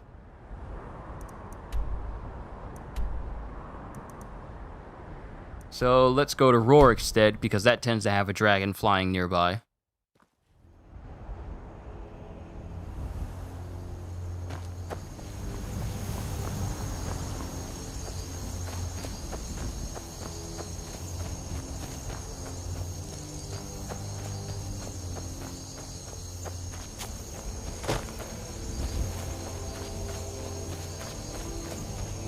At least, usually there's a dragon nearby.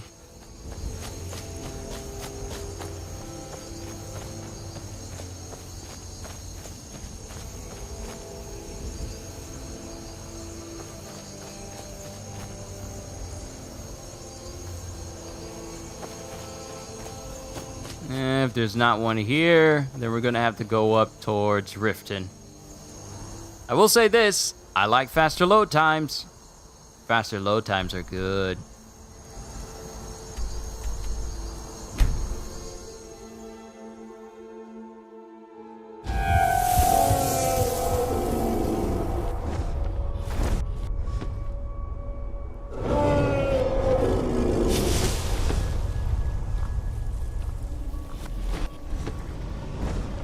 It's just a regular dragon. We've only come across one of these special dragons, and it was a blood dragon. And that's it.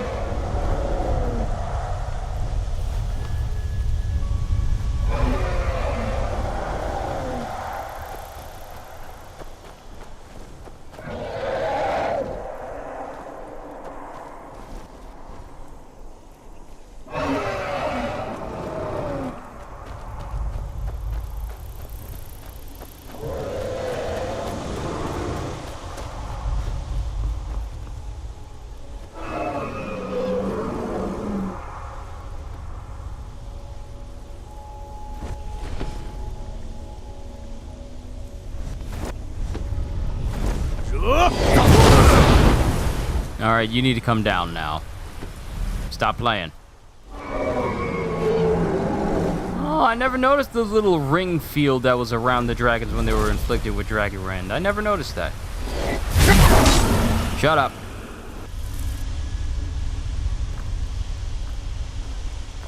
You failed to be what I searched for. So now you can rot here and die. I don't know why I'm grabbing all this money if I'm not going to save my game.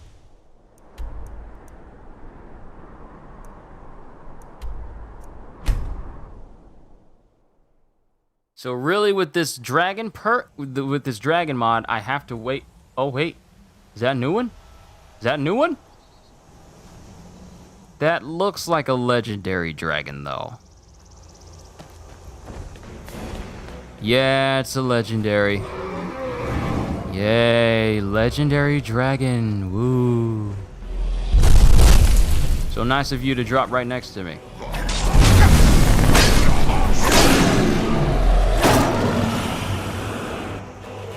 Whoop-de-tap dancing do.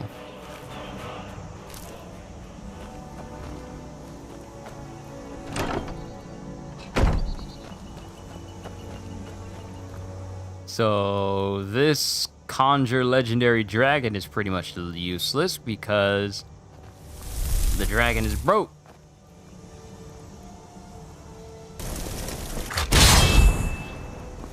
And since I have such high alteration skills, pretty much makes it so I can't really summon it close to me because I will absorb that magic, which is kind of annoying.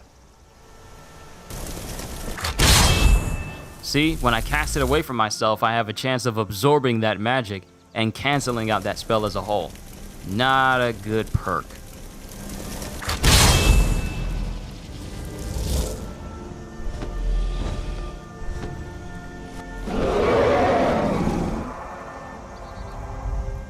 And he's going into the wild blue yonder.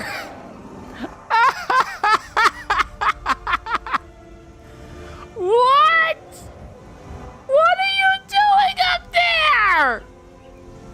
He's still going.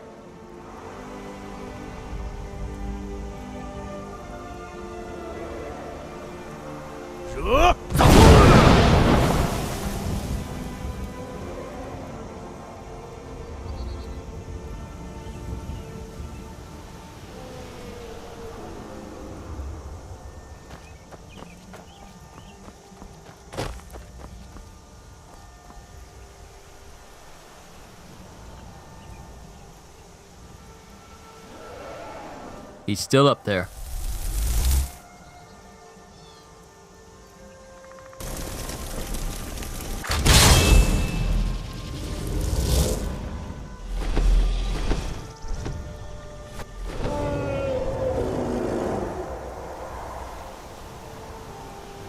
Oh my goodness, Skyrim.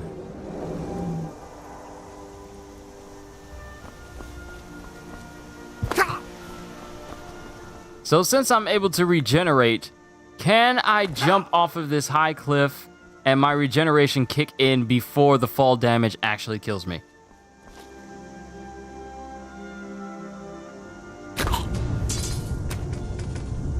Nope. Gravity wins again. I just wanted to test that out. Faster load times are so nice.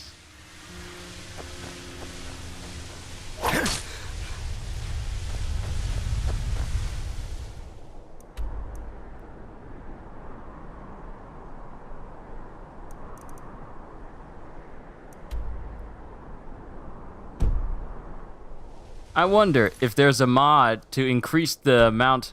You know what? I'm not taking advantage of the search feature for mods. How about more frequent dragons, like dragons every 5 seconds? Let's see if we can find a mod for that.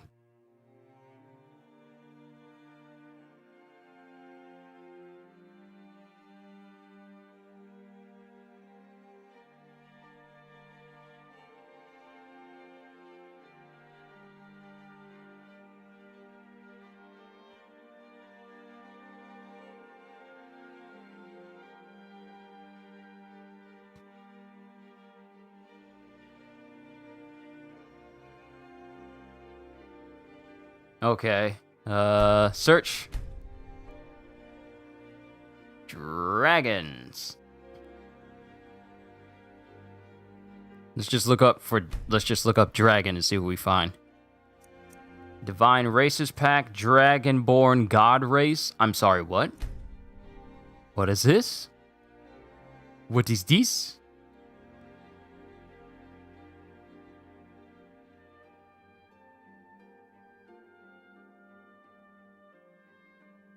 Okay, become the true god of Skyrim. There are 2 pathways to choose. Easy or difficult, fast or slow. Lots of power or just enough to make a name. You decide and enjoy. So, you have Dragonborn God Race, which has 10,000 health, 5,000 stamina, and magic-based assorted spells and magic abilities boosted. Then you have the Dragonborn Demigod. Less health, less stamina, and minor boosts to resistances and some spells.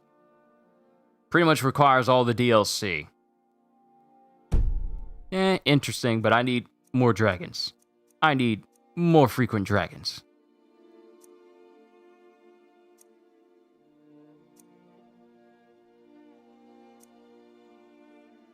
Remove power cooldowns. Ooh, that sounds like it's right up my alley. So now I can have powers unlimitedly.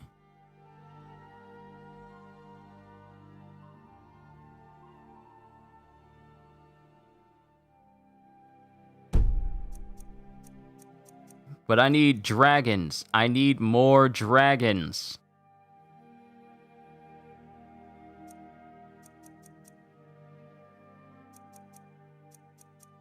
Charizard colored dragons.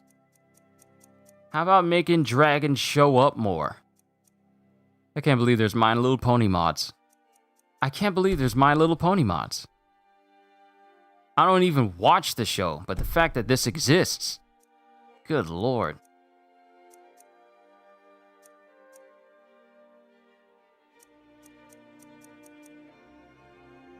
Alduin the Powerful. I need mods that'll make them appear more.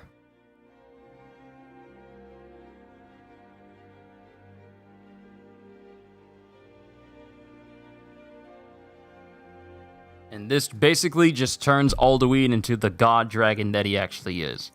That's nice and all, but I need more dragons. Where they at, though?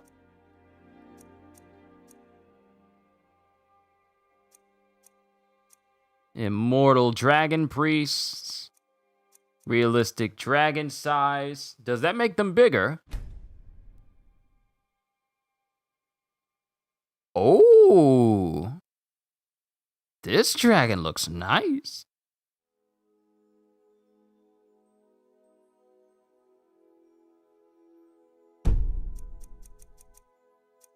But not what I'm looking for.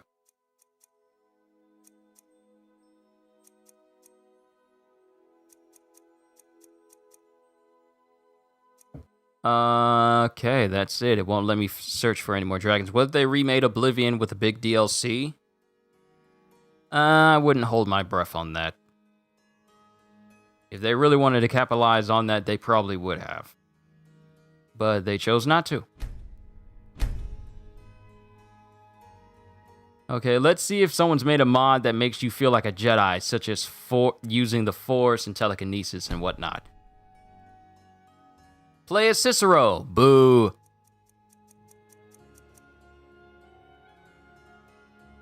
Oh, right, it is Veterans Day. Happy Veterans Day for any veterans out there, including my dad as well. He's out, you know, doing his thing, working, doing what he loves, while I'm here doing what I love. Plays the Dremora race. All Draugr use shouts. Greybeard call for unrelenting force. Ultimate mage spell pack.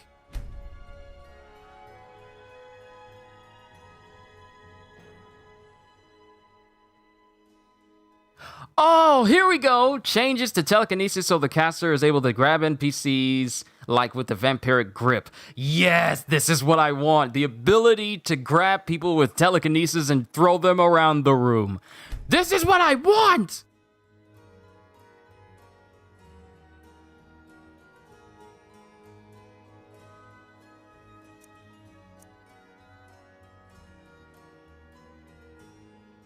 Yes. Just give me the ability to grip people with telekinesis and throw them around the room. I can really become a Sith if I wanted to. Let's make it more specific. Let's look for telekinesis.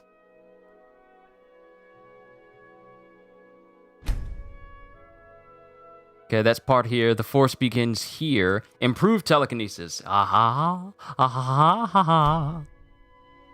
Alright, a simple, lightweight addition of adding body support to the telekinesis spell. You can now move a body or an object with a vanilla telekinesis. That's it. No changes to force, speed, damage, etc. Just makes the vanilla telekinesis more helpful than it was before in terms of utility. Makes a very powerful offensive ability. You can pull archers off ledges, face plant adversity, adversaries into a wall of flames, or throw someone off a mountain. That's something so simple, has hours of gameplay. It could literally change up how you fundamentally approach the game with something as simple as making it so that you can grab people with the Force and throw them around the room.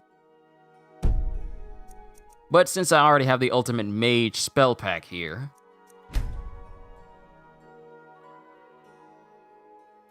wait a minute.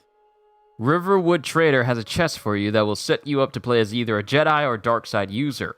Okay. Using only vanilla assets and with the mods below, you will have the best experience. The improved telekinesis mod will help the spell tome I provide to give you the best Force version. The lightsabers for PlayStation along with this mod will give best results.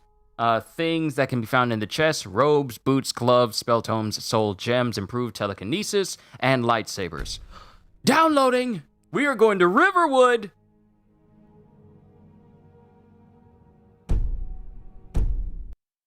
Alright, reload the game. Continue and head to Riverwood. Now what I'm going to do is I'm going to take a short intermission real quick.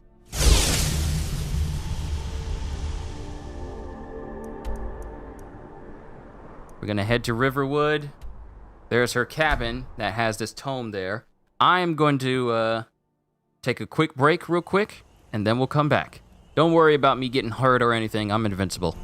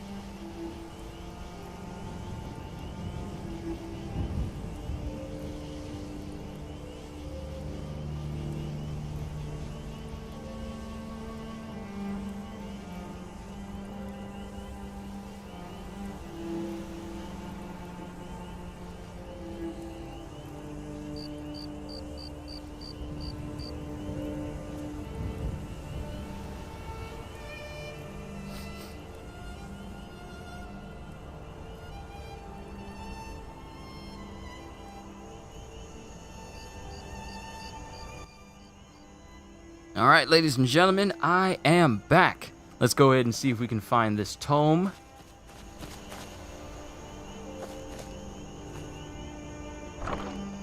All right.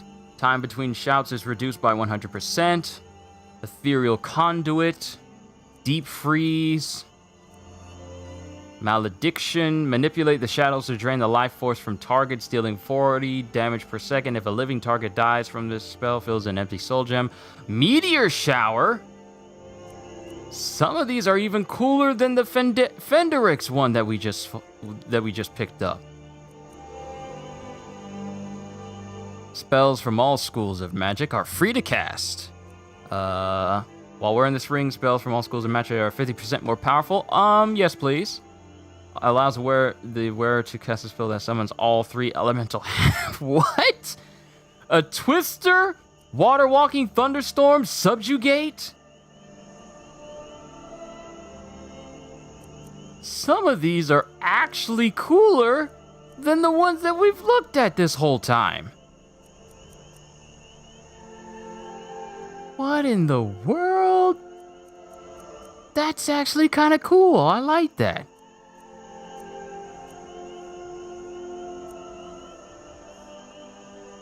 Defy the laws of Mundus to bring the dead back to life. Now, this is the ultimate magic right here. But where? Static Shock? Oh, why isn't that a video game? As much as I enjoyed that show, I would love to have a Static Shock video game. Ethereal Conduit. Channel the essence of Aetherius into a powerful spell that deals 60 damage per, leaves a trail of residual magicka in its wake.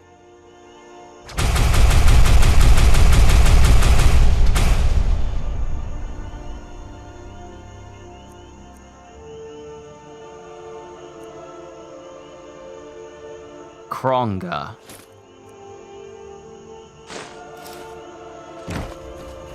Okay, so let's come out of this. Glacial Tempest, Meteor Shower, Poison Soak, Static Shock, Thunderstorm, Twister,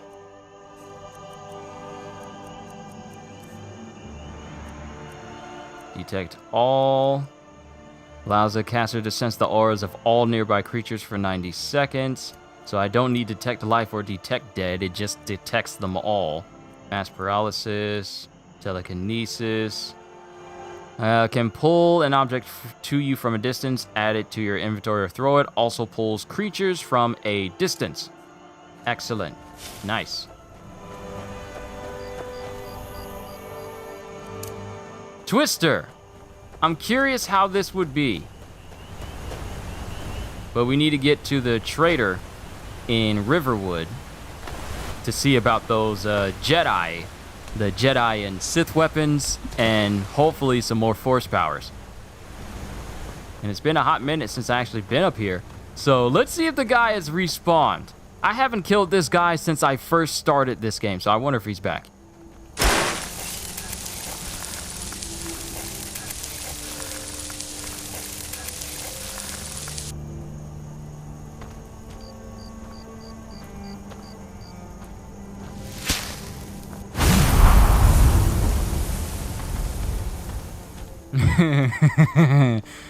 This dude's gonna be my guinea pig.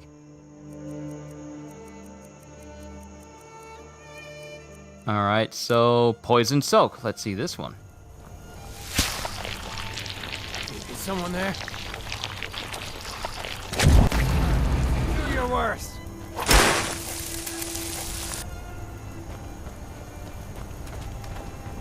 No!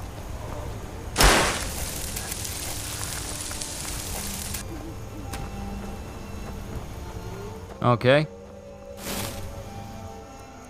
So, Meteor Shower.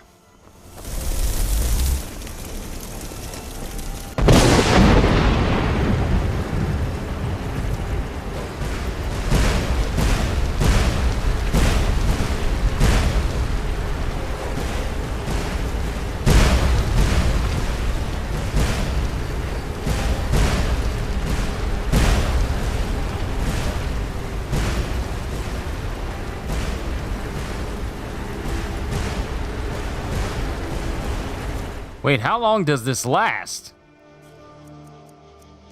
Kind of want to go into town without accidentally killing someone. For 60 seconds! Bystanders and allies are not harmed. Oh, okay. So we can just continue going as a meteor shower is just destroying everything.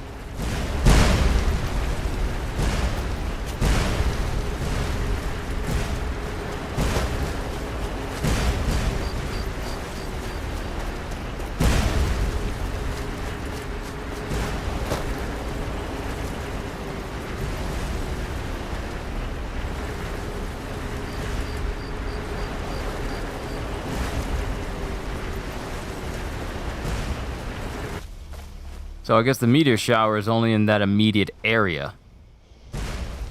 Because it's still going.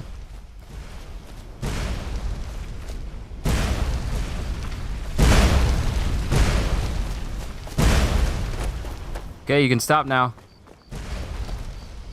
You can stop now. It's still going. It's still going.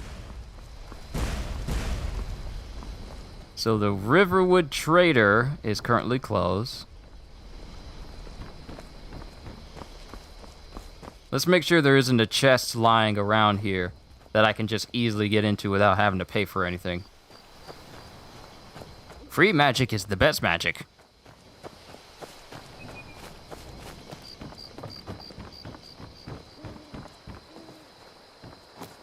But I guess I gotta wait. Let's wait until daytime.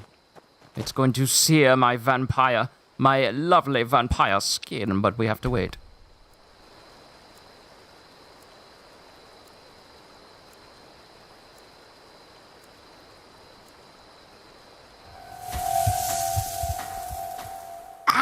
It burns us! It burns us! Y'all open? Knock, knock! It means so much to us to have the claw back where it belongs. Thank you. Yes, I'm sure. Thank you and me. Take a look. Okay, weapons. I think I might be in the wrong place. I think I'm at the wrong place. All right, then. It's a fine day with you around. There it is. Hello, Force Darkside user. Chain Lightning, Lesser Ward, Lightning Bolt Sparks, Telekinesis.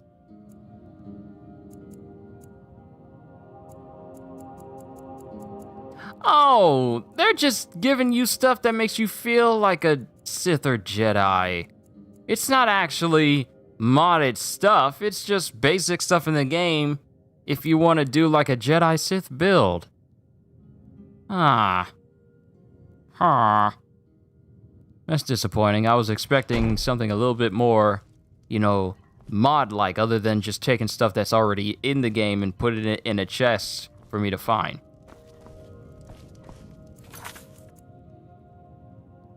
Hold on, let me look at my mod list and see where the weapons are.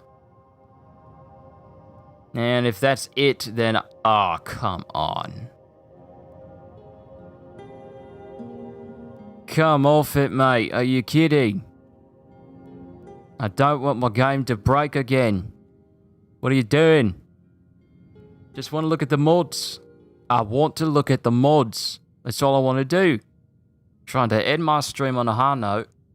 And here you are, freezing up my game. Because for some reason, you seem to think that you don't know my email address. I already have it in there for you. What are you doing? You're making me look bad at the people who are watching me right now. Stupid. Now I can't back out of here.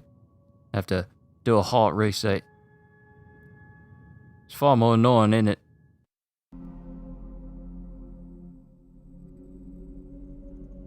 Alright, this is the last time I'm doing this. What in the world? Cloud, moving stuff to cloud storage? What you talking about moving stuff to cloud storage? I ain't do jack! We're coming up on 4 hours of me just messing with Skyrim with this PS5 update.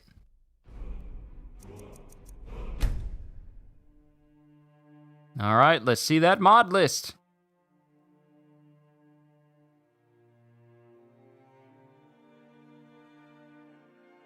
And I get the feeling that the weapons that it's saying for like Force users and stuff like that is mainly just weapons with fire damage on it. It's not actually made to look like a lightsaber, not made to appear any sort of way.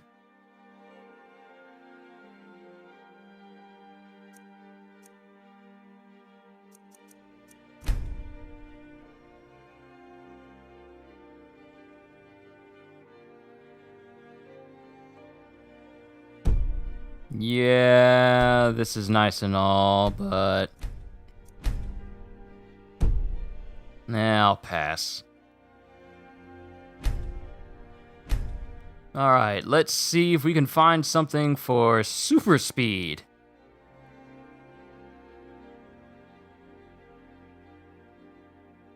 Just because I want to have the option to move through... So... Super... Space? Speed? Maybe?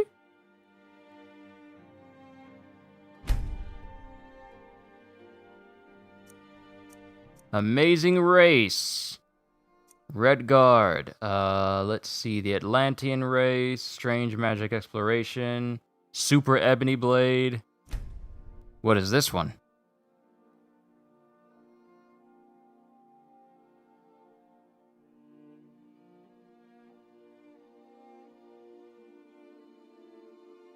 Interesting Red Guard powers, but I'm just looking for one that enhances how fast I can move.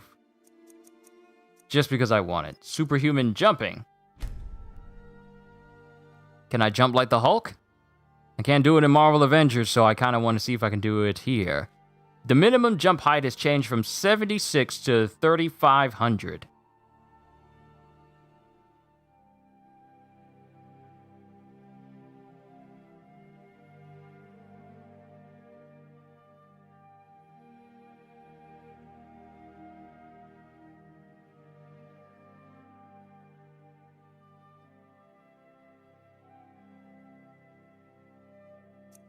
You know what, just because. Let's mess with the ability to do super jumps.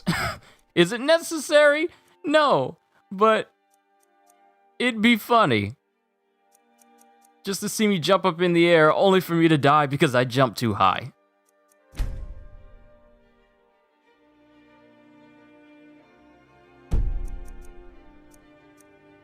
Okay, Atlantean race. I assume it gives you the ability to breathe underwater. Speed enhancement now activates instantly when swimming in water. Cold resist. Quick description. Adds a playable Atlantean race that specializes in a warrior-centric playstyle while also having the stature to show for it, with several racial passives, traits, and powers. Racial summary, let's see. Ooh! During rainfall, replenish health and stamina 50% faster, breathe underwater and swim 3 times faster, immune to being knocked down, leveled, enhanced unarmed combat, so I'm guessing that the damage that you do grows as you get old, as you grow in level. When entirely in water, replenish health and stamina 400 times faster. When entirely in water, instantly cure all diseases. So drink more water, Aquafina. Disadvantages. Less effective in sneaking, lockpicking, and pickpocketing. The sound of your movement is also 25% easier to detect, so they actually have weaknesses. That's interesting. It's not just an invincible god race, but it's actually... It actually has its advantages and disadvantages. Alright, so how about this? Superhuman, since that is a word. Superhuman.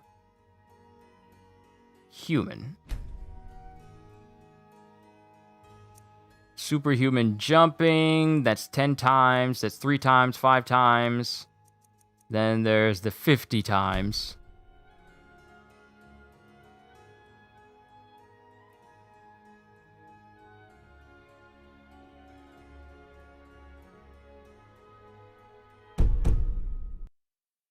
Okay. Let's just try out this jumping mod.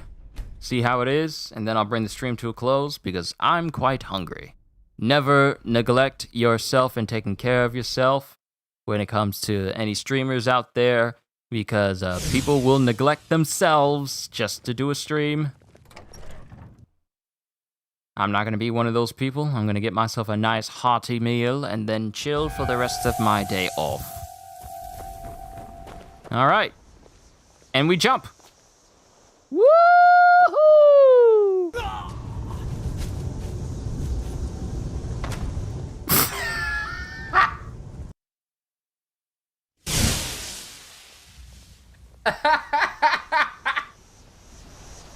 What?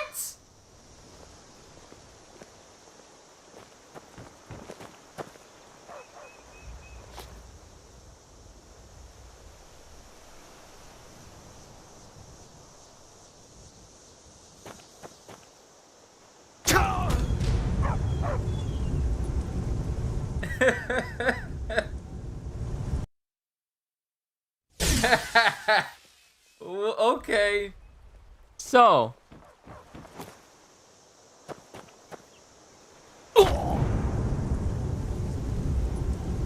Super jumping. Leave me alone, chicken. So super jumping is not good.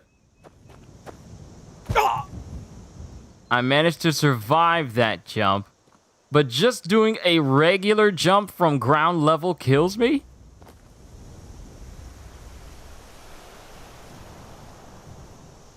I'm not gonna move. I'm gonna see if I can slowly float down without moving. Never mind.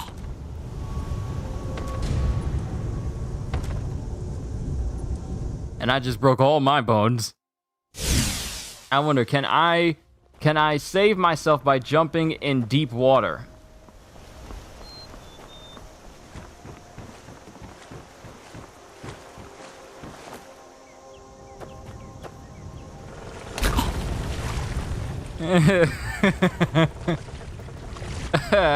I want to laugh, but my stomach hurt. What? The dude said in his mod. Hold on. The dude said in his mod, I made it so that the damage doesn't hurt you all that much, but you still have a chance where you could possibly die. I have died every single time I've jumped. So May has a 100% chance of happening.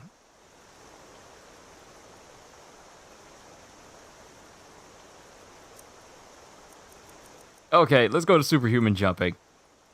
Superhuman jumping. Let's see. The minimum velocity before you take damage has been changed from 700 to around 35,000. This should allow you to jump without taking damage. However, in my experience, sometimes you may still die. There seems to be a limit on how high the velocity value you can go, so I would play around with it and maybe only use this when jumping up to a higher place as opposed to jumping down. Here's the key word here. In my experience, sometimes you may still die. But I have died every single time.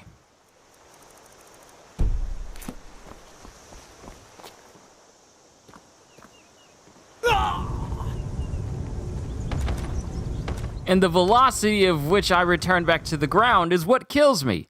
It's not really the height, it's how fast I get back down.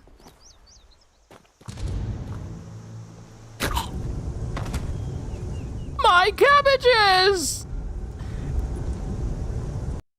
Okay, I had enough. I'm done for today. I just wanted to show off Skyrim's PS5 upgrade and how it looks. It looks good. Now, mind you, I still have the more vibrant colors and more realistic looking waters mod on. So it's going to look a tad bit greener than it does vanilla. But, you know, 60 frames per second and a faster load times is well welcomed by me. So overall, it's a nice upgrade. Wish there was more to it, like, oh, I don't know, damage scaling for magic power so that you don't need to rely on mods to get it for you. Hey, I survived. I might not survive this one. Hey, I survived.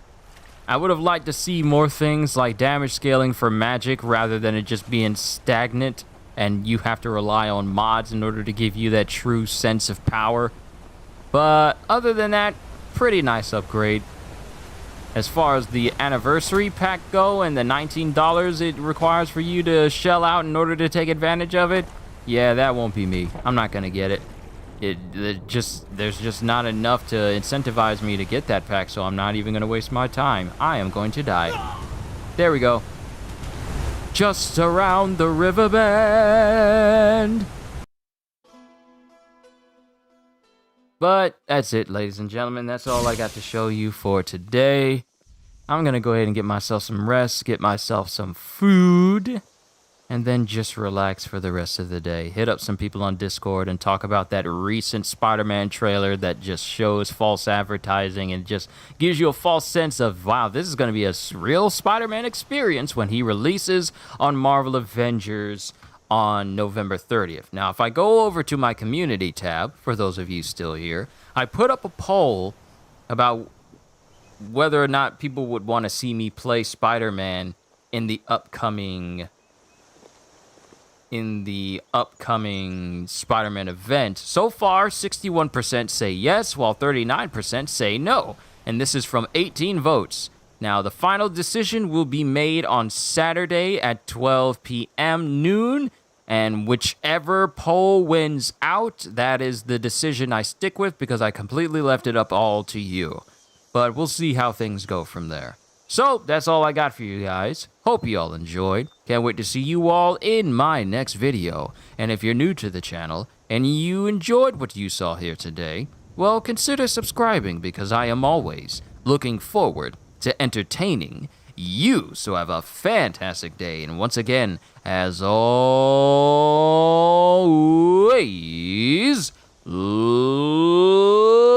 later, peoples.